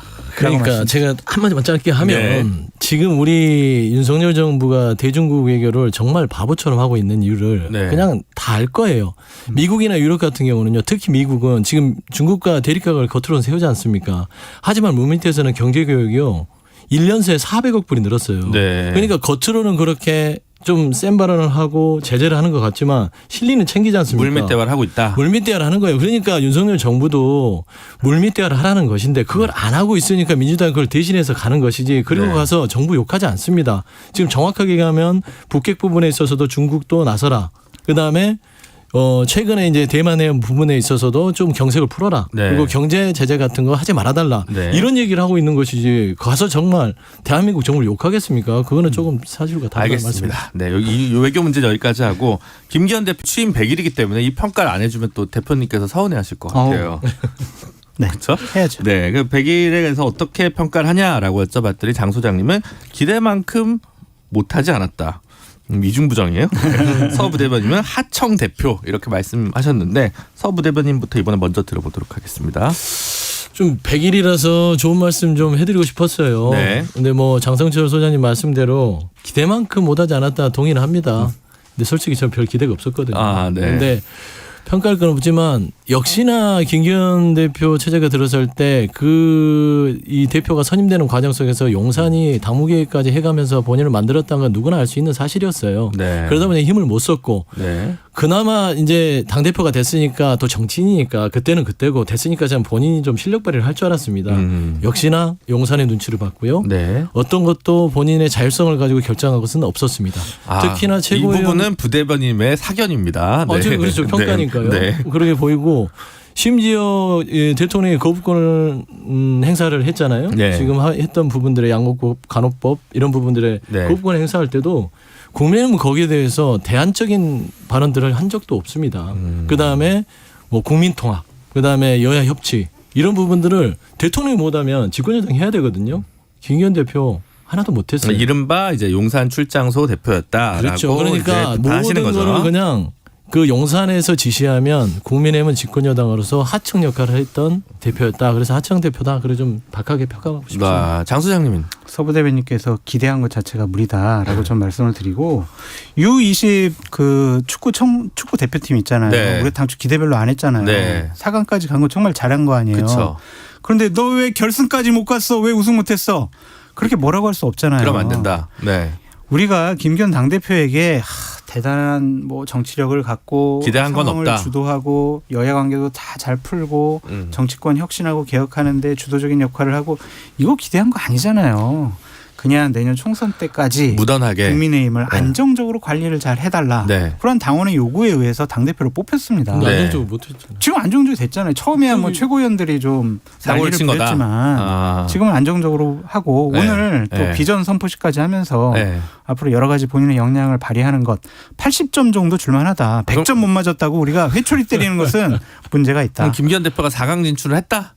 했죠. 진짜요? 진짜? 그럼요. 왜냐하면 이렇게 대통령 부정평가가 60% 내외를 기록하는 와중에서 민주당과 당 지지율이 거의 비슷하게 나와요. 그것은 김기현 대표가 상황 관리를 좀 잘한 거 아니냐. 되게 긍정적으로 보시는 굉장히 뭐. 근데 일이잖아요. 근데 김기현 대표가 어제 이제 호남 방문해가지고 천하람 위원장이 옆에 있었는데 천하람 위원장이 연포탕 오래 끓이면 낙지가 질겨지는 거 아니냐 이런 얘기를 했는데 낙지는 누구고? 김기현 대표의 대변인께서 오늘 이런 말씀하시더라고요. 그냥 연포탕 다 먹어버렸다. 지금 끓고 있는 게 아니다. 그렇게 얘기를 하고 이거는 그냥 형식적인 얘기라고 보여지고요. 기자의 질문에 답을 한 건데 뭐 아주 상당히 적극적으로 천하람 당시 당대표 경쟁 후보에게 좀 혹할 만한 그런 제안 같은 게 없이 만날래? 저 시간 안 됩니다. 그래 그럼 안 만날래. 이 정도였던 거죠. 적극적인 구애 역할을 안 했고 당직에는 비주류가 뭐 배려가 안 됐잖아요. 없죠. 그런 부분에 대한 섭섭함을 이렇게 표현한 건데 천하람 위원장도 뭐 별다른 큰 기대를 안 했을 겁니다. 그렇긴 할 텐데. 저는 연포탕을 보면서 이게 그냥 아까 말했던 그 하청 대표가 똑같은 거예요. 김기현 대표가 연포탕을 조리할 것처럼 얘기를 했는데 네. 본인은 재료 선택권이 없습니다. 낙지는 지금 윤낙지만 들어가 있어요. 네. 거기에 이준석 낙지도 넣고 안철수 낙지도 넣고 천하영인 낙지도 넣어야 되는데 그거는요 주는 대로 넣어야 됩니다. 그런 의미에서 연포탕은 존재하지 않는다. 저 이제 이 방송 너무 무서운 것 같아요. 대통령을 낙지 비유하는 분하고 같이 방송했다고 저 출연 정지 당할 것 같아요. 아 그래요. 네, 저도 당장 내일 하차당할 것 같은데. 안돼 뭐 이제 근데 상황을 어쨌든 안정적으로 잘 관리한 부분은 좀 상황을 비유적으로 한 거고. 그나마, 근데 이제 예. 국민들 입장에서는 근데 어쨌든 좀 둘이 만나라. 예를 들어 이재명 대표랑 근데 김기현 대표는 물론 이제 행사에서 지나가다가 어색하게 악수하고 이제 했지만 제대로 된 여야 대표 그 없었잖아요. TV 토론도 한다고 했다가 또 뭐 하는지 마는지 모르겠고 막 이러니까. 김준일 변호사님도 아시다시피 그런 걸 기대하는 것 자체가 무리잖아요. 지금 이 상황에서. 제가 좀 순진해가지고 아직. 근데 두 분이 좀 샤이한 것 같아요. 네. 뭐 썸 타는 것도 아니고 네. 계속 그냥 눈치만 보는데 네. 별거 아니잖아요. 네. 소주 한잔 하는 거 우리 통상적으로 말하자면 김준일 변호사님한테 전화해서 김 변호사님 소주 한잔 하시죠. 시간 언제 되세요? 네. 이런 거거든요. 네. 근데 별거 없습니다. 당대표라고 해서 뭐 일정들을 조율하는 거 사람 사는 거 똑같아요. 그렇죠. 결국에 의지입니다. 네. 내가 이 사람과 대화를 하고 싶다. 누가 없는 거예요, 근데? 제가 서로 봐서는 얘기가 달라요. 뭐 누구를 탓하기는 좀 그럴 것 같아요. 네. 근데 제가 이제 야당의 상근부대변이니까 네. 여당 대표가 좀 의지가 없잖아요. 그렇게 얘기할 수밖에 없죠. 하지만 일단은 집권 여당이 집권을 하는 정부의 어떤 핵심적인 권력을 갖고 있기 때문에 조금 더 먼저 가진 자라고 해야 되나요? 네. 가진 자 입장에서는 손을 한번 먼저 내밀어 주는 건 어떻겠냐라는 네. 아쉬움은 있다라고 네. 좀 표현하고 싶습니다. 전혀 기대 안 해요. 기대 안 한다. 네, 언제 만날까요? 뭐 만날 가능성이 있을까요? 대화 협치는 가능할까요? 전혀 안 된다. 빵 %다 그렇게 말씀드려요. 알겠습니다. 민주당 얘기로 그럼 넘어가 보죠. 체포동의안이 부결됐습니다. 묘해요. 근데 이성만 의원이랑 윤관석 의원의 표는 조금 달랐고 구성이. 근데 어쨌든 간에 결론은 둘 다 부결이고 그러면 이제 방탄정당 이미지는 강해지는데 이게 사실은 민주당 혁신의 길에 조응하는 것이냐라는 것부터 해서 뭐 여러 가지 평가와 분석이 서로 나뉠 수 있을 것 같거든요. 이거는 장 소장님부터 먼저. 국민들에게 방탄소년단은 기쁨을 주고 있지만 네. 지금 방탄민주당은 국민들의 화만 돋구고 있다라고 말씀을 드립니다. 네. 돈봉투 사건 때문에 민주당은 혁신을 하겠다라고 혁신위원회를 구성할게요라고 정책의총, 쇄신의총에서 그렇게 결정을 했었죠. 네.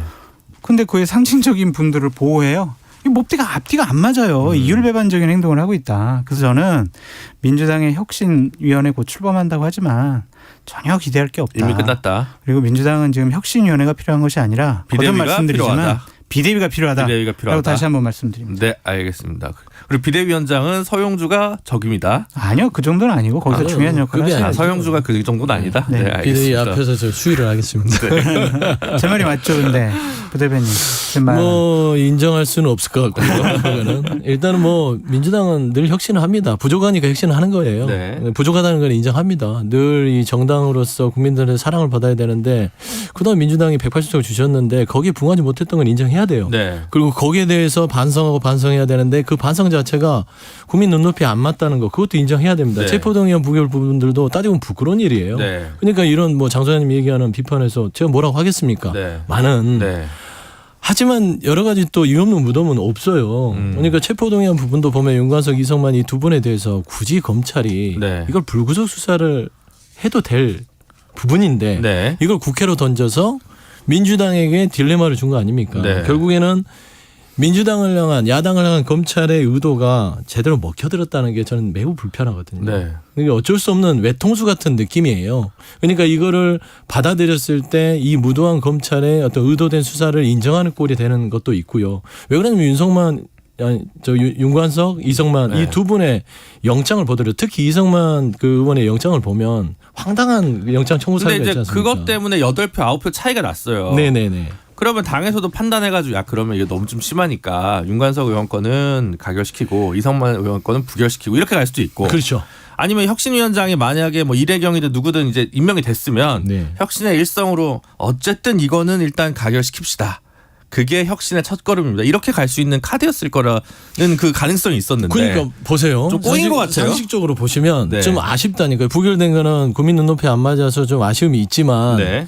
자율투표에 맡겨놨습니다. 네. 근데 자율투표를 맡겨놨던 그분들이 판단하는 거예요. 정말 이거는 의총에서 이렇게 갑시다라고 이런 호흡도 없었어요. 처음에는 가결의 호흡이 더 컸습니다. 네. 아 이번에 가결시켜서 어차피 가도 기각될 거야 네. 라는 확신들이 꽤 있었는데 저희가 이제 한동훈 장관이 전체의 판을 흔들었다고 생각하지는 않아요. 네. 근데 기류 자체가 한동훈 장관이 그 발언이 기본적으로 입법부의 국회 본회의장에 와서 체포동의안에 대한 요건을 얘기하면서 국회의원들을 범죄자 취급을 해버렸어요. 싸잡아서. 결국에는 그런 부분들이 저는 자율투표에 있어서의 어떤 표의 어떤 기권이 부결로 가는 그런 결과를 초래하는 요인이 됐을 수도 그러면 있다. 한동훈 장관은 부결을 원했다. 당연한 거 아닙니까? 그리고 한동훈 장관의 광역 도발에 민주당이 넘어갔다. 그게 부끄러운 거죠. 네. 그러니까 그런 부분들에 있어서 뭐냐면 예측이죠. 이게 네. 이제 팩트는 아니지만 네. 그런 영향이 있었을 것이다라고 봤을 때 기왕지사 이렇게 된 거. 네. 기본적으로 검찰의 수사 자체가 의도가 있다. 여기에 대해서 대통령도 야당이 추인하는 모든 법안은 묻지마 거부권 하잖아요. 네. 그러면 입법부도 그렇게 할 수밖에 없겠다. 뭐 그런 생각들이 깔리지 않았을까? 저도 말 좀 할게요. 네. 죄송합니다. 말 그 많았습니다. 핑계 대지 마시고요. 네. 핑계 아니라 잘못했다고 반성부터 하세요. 네. 그러니까 예를 들면은 이야기. 이야기. 민주주의 꽃은 어쨌든 선거잖아요. 전당대회에서 당대표를 선출하는 선거를 했습니다. 근데 그 대의원들, 당원들의 표심을 돈으로 살려고 했던 거잖아요. 대단히 부적절하고 잘못됐다. 검찰이 뭐 억지로 이 사건을 엮어가지고 수사하려고 했던 거 아니잖아요. 그냥 이정근이라는 당시에 부총장이 했던 부적절한 일에 대해서 그냥 녹취록을 까다 보니까 이런 일들이 나온 거잖아요. 기획수사 아닙니다. 그렇기 때문에 민주당은 반성부터 하셔라. 다른 네, 일단 어떤 알겠습니다. 변명 내지 알겠습니다. 마세요. 두 분이 왔다 갔다 하면 제가 더 진행을 못한다고 댓글이 달릴 것 같아서 이것만 좀 얘기해 주자. 혁신위원장 누가 되는 겁니까? 둘 중에 한 명이 될 건데요. 둘 중에 한 명이 되는데 서로 다른 방송사에서 서로 다른 단독으로 나왔어요. 그렇죠. 네. 저도 그 얘기를 듣고 나서 서로 이제 맞추기 경쟁을 하는 것 같은데 작전 세력이 있는 거예요? 아니면 제 생각에는 지금 그 K 위원 쪽으로 처음에는 많은 이야기들이 가고 있는 걸로 알고 있어요. 김은경 교수님. 네, 김은경 교수님. 근데 이제 정근식 교수님. 교수도 좀 나름대로 여지를 두고 있는 것 같아요. 네. 근데 좀 저 개인적인 판단으로는 네. 그 처음에 결정했던 대로 김은경 교수 쪽으로 좀 흐르고 있지 않냐. 네, 요게 어떻게 될지는 다음 주에 확인을 저도 한번. 한마디. 네.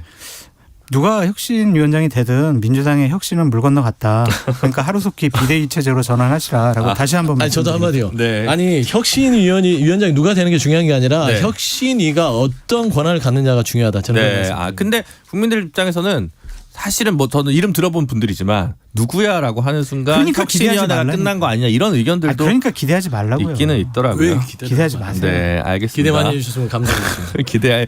기대해 보겠습니다. 네, 다음 주 어떤 반응으로 기대하면 또 어떻게 마음의 될지. 상처만 국민들에게 주는 그럴 민주당. 일은 없을 것 같습니다. 네, 방탄민주당. 각설하고 시즌 2 지금까지 장성철 소장님 그리고 서영주 부대변인이었습니다. 두 분 감사합니다. 네, 감사합니다. Splish splash, I was taking a bath. Long about a Saturday night. Yeah. 점심 먹고 유쾌한 시사 디저트 한 입. 최영일의 시사본부. Well, I stepped out the tub and put my feet on the floor.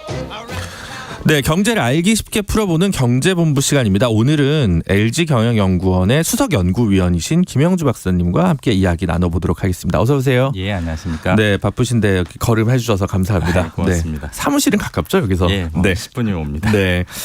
연준 때문에 이제 그 수석연구원님 모셨는데 15개월 만에 금리 동결됐다는 소식은 저희가 앞전에 알려드렸고 지금 그 금리 그 격차 한국과 미국의 금리 격차는 1.75% 정도인데 어쨌든 이 동결 어떻게 평가하십니까 지금? 예, 뭐 저뿐만 아니라 시장의 그 대부분 사람들이 이번에는 동결할 것이다라고 네. 예상을 했습니다. 그 이유가 미국 같은 경우에는 금리를 결정할 때 네. 물가 상승률 그리고 실업률 두 가지를 보게 됩니다. 네. 즉 경기가 너무 과열되면 실업률이 내려가지 않겠습니까? 네. 임금이 많이 오르고 이럴 경우에는 금리를 좀 올려서 경기를 어느 정도 안정시키고 또는 물가가 또 많이 올랐을 때도 역시 경기가 과열이기 때문에 금리를 올려서 그 안정을 시킬 텐데 네.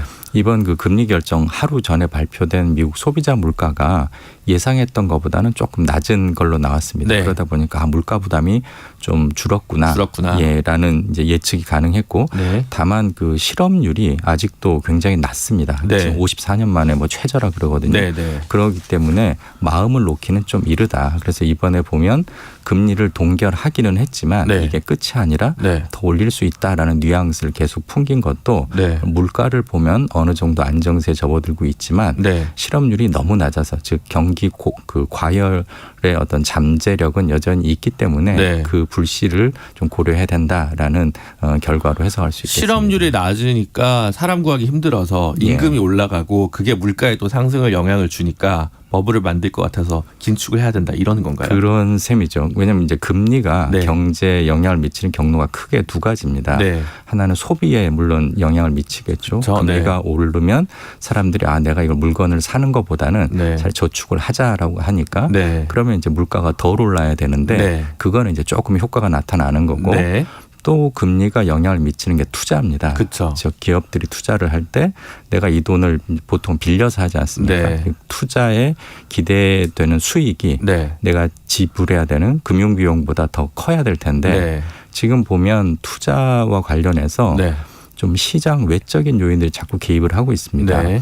과거 같으면 이걸 내가 미국에서 투자를 하느니 차라리 중국 공장을 짓고 거기서 물건을 수입해 오는 게 낫겠다라고 하면 아마 이 정도 금리였으면 당연히 투자를 안 했을 겁니다. 근데 최근에는 이제 미중 갈등이라든지 이런 것 때문에 기업들이 미국에 투자를 많이 하고 있고 그러면서 투자를 할 때도 돈을 빌리고 하다 보니까 금리가 굉장히 높은 수준인데도 불구하고 계속 투자가 몰리고 있는 거죠. 그래서 이 투자 부분이 계속되는 한 금리가 일반적인 상황보다는 좀 더 올려야 투자가 위축되는 그런 국면이 펴질 것 같고 그러다 보니까 지금 투자가 늘면 또 공장이 지어질 때마다 사람을 뽑지 않습니까? 그러니까 고용은 굉장히 좀 견조한 낮은 실업률을 보이고 있는 것이죠. 네. 근데 그러면 투자를 근데 또 확대하려고 하잖아요. 정치인들은. 그렇습니다. 네. 그래서 연준의 독립성이 중요한 이유기도 한데 다만 그 리쇼어링 정책이나 아니면 투자처를 잃은 세계 수많은 자본들이 미국으로 계속 빨려 들어가면서 그러니까 모든 교과서는 미국에서만 가능하고 미국에서만 예외가 적용되고 참 저희 같은 이제 경제 문외한들은 그게 참 어려운데 어쨌든 이 와중에 저희가 앞에서도 전해드렸는데 그 연준의 인사들이 향후에 올해에 금리 인상 가능성을 예측하는 거를 다 발표를 했다고요. 네, 그러면 어쨌든 올해 금리 인상은 그럼에도 불구하고 이제 거의 명약 관화한 사실이다 이렇게 봐야 되는 거겠죠. 그렇습니다. 즉 지금과 같은 경기 추세가 계속된다면 뭐 이번에는 동결로 넘어갔지만 하반기에 올릴 수밖에 없다라는 것이고 그 올리는 폭은 이제 한 뭐 0.5% 정도 두 번 정도 될 거다라는 것이죠. 다만 이것은 지금까지의 그리고 현재 보여주는 경기 지표가 지속된다는 걸 전제로 하는 것이고 만약에 뭐 경기 하강을 더 강하게 나타내는 어떤 그런 신호들이 나타난다면 바뀔 여지는 있습니다. 그러면 이게 이제 결국 한은의 금리에도 이제 영향을 줄 텐데 그러면 이제 저희 같이 이제 마이너스로 이제 부채 주도 성장을 하는 사람은 늘 이제 대출 금리 인하를 원하는데 그런 이제 좀 쉽지 않잖아요. 미국이 그렇게 되면 돈이 빠져나가니까 금리가 인상은 못해도 동결은 기본값이겠네요. 한국 같은 경우는. 우리나라는 물론 이제 지금 말씀하시는 논리로 보면 그렇게 볼 수 있겠지만 사실 금리라고 하는 것이 꼭 격차만으로 설명되는 건 아닙니다. 그 대표적인 예가 일본인데 일본은 제로 금리를 해도 전 세계에서 돈이 들어오지 않습니다. 즉 경제가 잘 이제 건전하게 유지만 되면 비록 금리 격차가 발생하더라도 대규모 자금 이탈이 발생하지는 않습니다. 근데 그 외에 우리나라 이제 한국은행에서도 금리 결정하려면 당연히 물가와 실업률을 봐야 될 텐데요. 실업률은 뭐 우리뿐만 아니라 전 세계가 요즘 굉장히 낮은 수준을 유지하고 있고 물가도 다른 나라에 비해서 우리나라는 지금 3%대를 보이고 있거든요. 그리고 지난 4월보다 5월이 한 0.3%포인트 정도 더 내려갔습니다.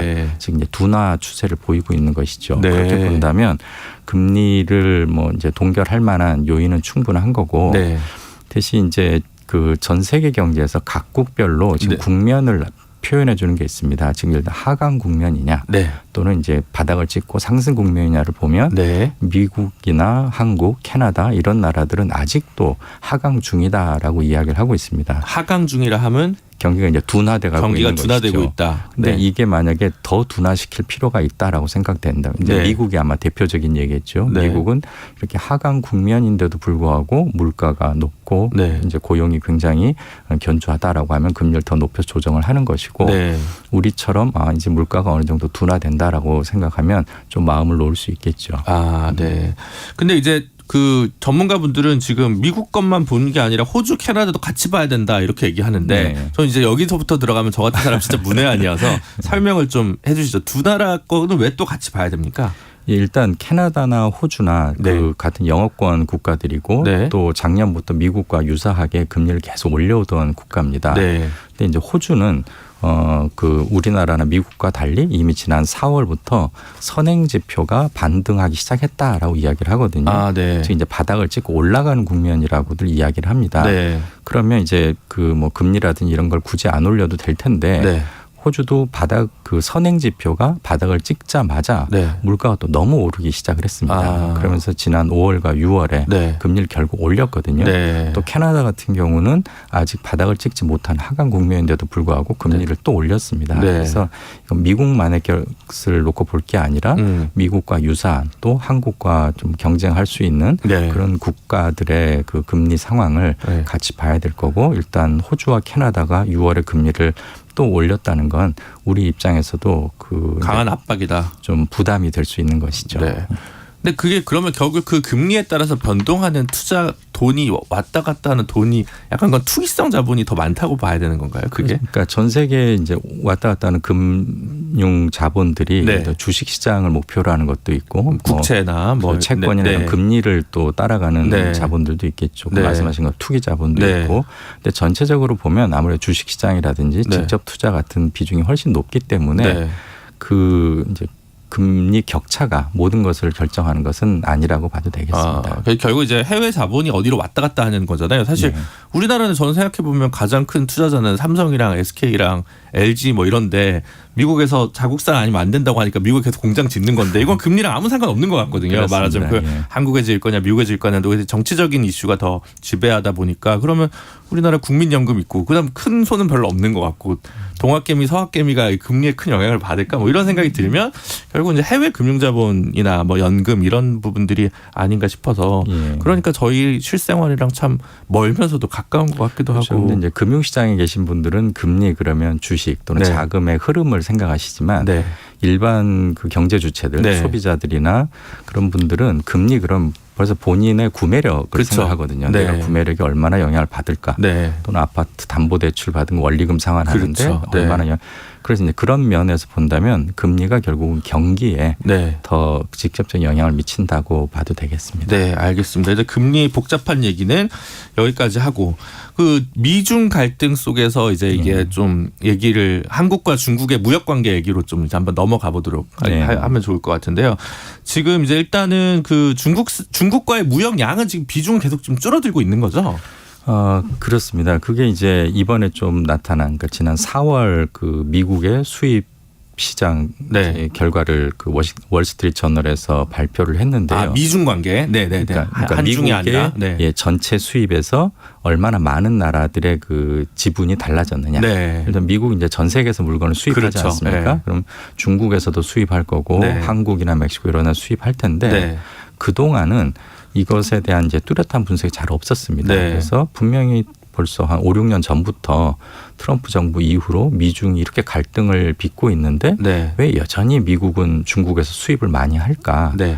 이런 이야기들이 많았었거든요. 네, 네. 근데 이번에 그 나온 통계는 그 12월 이동 평균이라고 해서 네. 즉 연간 통계를 보는 게 아니라 네. 그래서 올 4월이면 2022년 5월부터 5월 4월까지의 12달간 네. 그리고 그 3월은 또 그 전년 4월부터 3월까지 12달간 이렇게 그 총 1년씩을 쭉 연결을 해가지고 네. 봤습니다. 네, 네, 네. 그렇게 봤더니 그 중국으로부터의 수입이 네. 물론 이제 금액은 경제 규모가 커지는 것에 따라서 올라가지만 비중이 굉장히 많이 내려갔다라는 줄어들고 겁니다. 있다. 예, 그래서 그 이제 과거와 비교를 해보면 한 중국이 높을 때는 22% 정도를 차지했었거든요. 그러니까 5분의 1 이상을 중국에서 수입을 했었죠. 그게 지금 15.4%까지 내려갔습니다.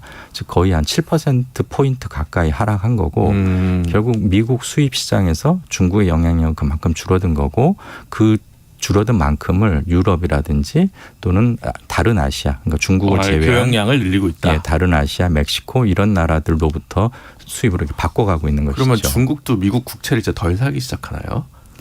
그건 아마 이제 조금 다르게 봐야 될 것 같습니다. 그러니까 중국 입장에서 미국의 어떤 그 국채를 구입함으로써 자기들 외환 보유고 안정성을 차지하는 거고 환율을 안정시키기 위한 목적인데 그 중국이 미국에 대한 수출이 줄어들었다고 해도 또 중국은 그 미국으로 보내던 거를 뭐 유럽이라든지 또는 다른 동남아 국가를 통해서 우회 수출할 수 있거든요. 아, 그렇죠.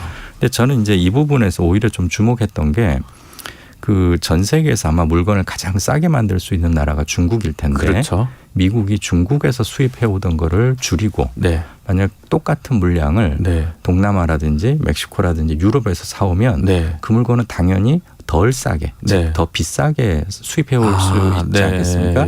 그럼 자연스럽게 그건 인플레로 이어지는 것이죠. 그래서 최근 미국이나 또는 유럽 국가들이 경험하고 있는 그런 인플레, 그러니까 물가 상승은 결국 미중 간의 무역 경쟁으로 인해서 가장 효율적이던 자유무역이 이제 한 발 좀 퇴보하고 꺾이는 거다. 예, 시장보다는 어떤 정치적인 논리에 의해서 교육이 이루어지면 자연스럽게 뭐 인플레나 또는 금리 상승과 같은 그런 부작용을 경험할 수밖에 없다. 그걸 좀 확인시켜준 결과가 아닌가 생각됩니다. 오히려 미국이 정치적 이슈, 외교적 이슈로 경제를 가로막고 있다라는 건데요.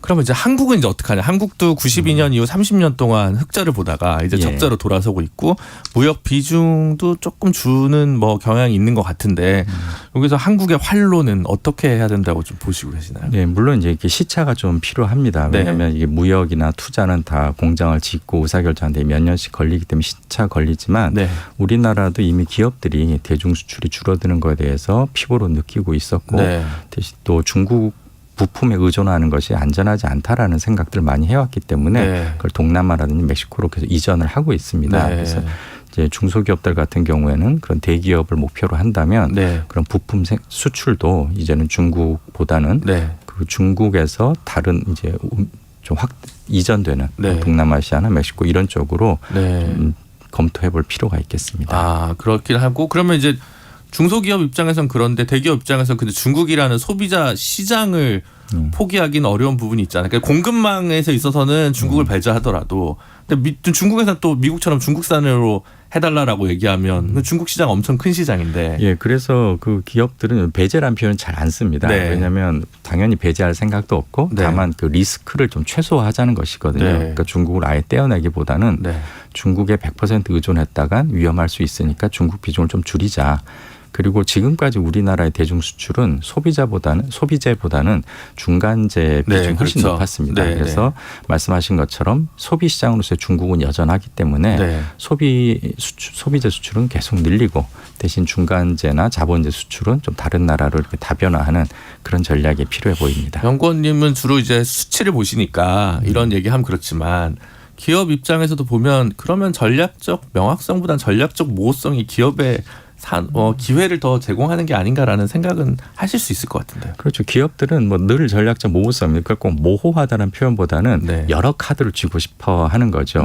하나의 카드를 쥐고 있다가는 결국 그 전략이 바로 노출되기 때문에 여러 카드를 쥐고 그때그때 신축적으로 대응하는 게 이제 기업의 목표입니다. 아, 네. 어때 차분하게 너무 경제 해설을 잘해 주셔서 너무 감사드리고요. 지금까지 김영주 LG경영연구원 수석연구원이었습니다. 감사합니다. 네, 고맙습니다. 네, 오늘 시사본부 준비한 소식은 여기까지고요. 저는 김준우였습니다. 내일 낮 12시 20분에 다시 찾아오겠습니다. 감사합니다.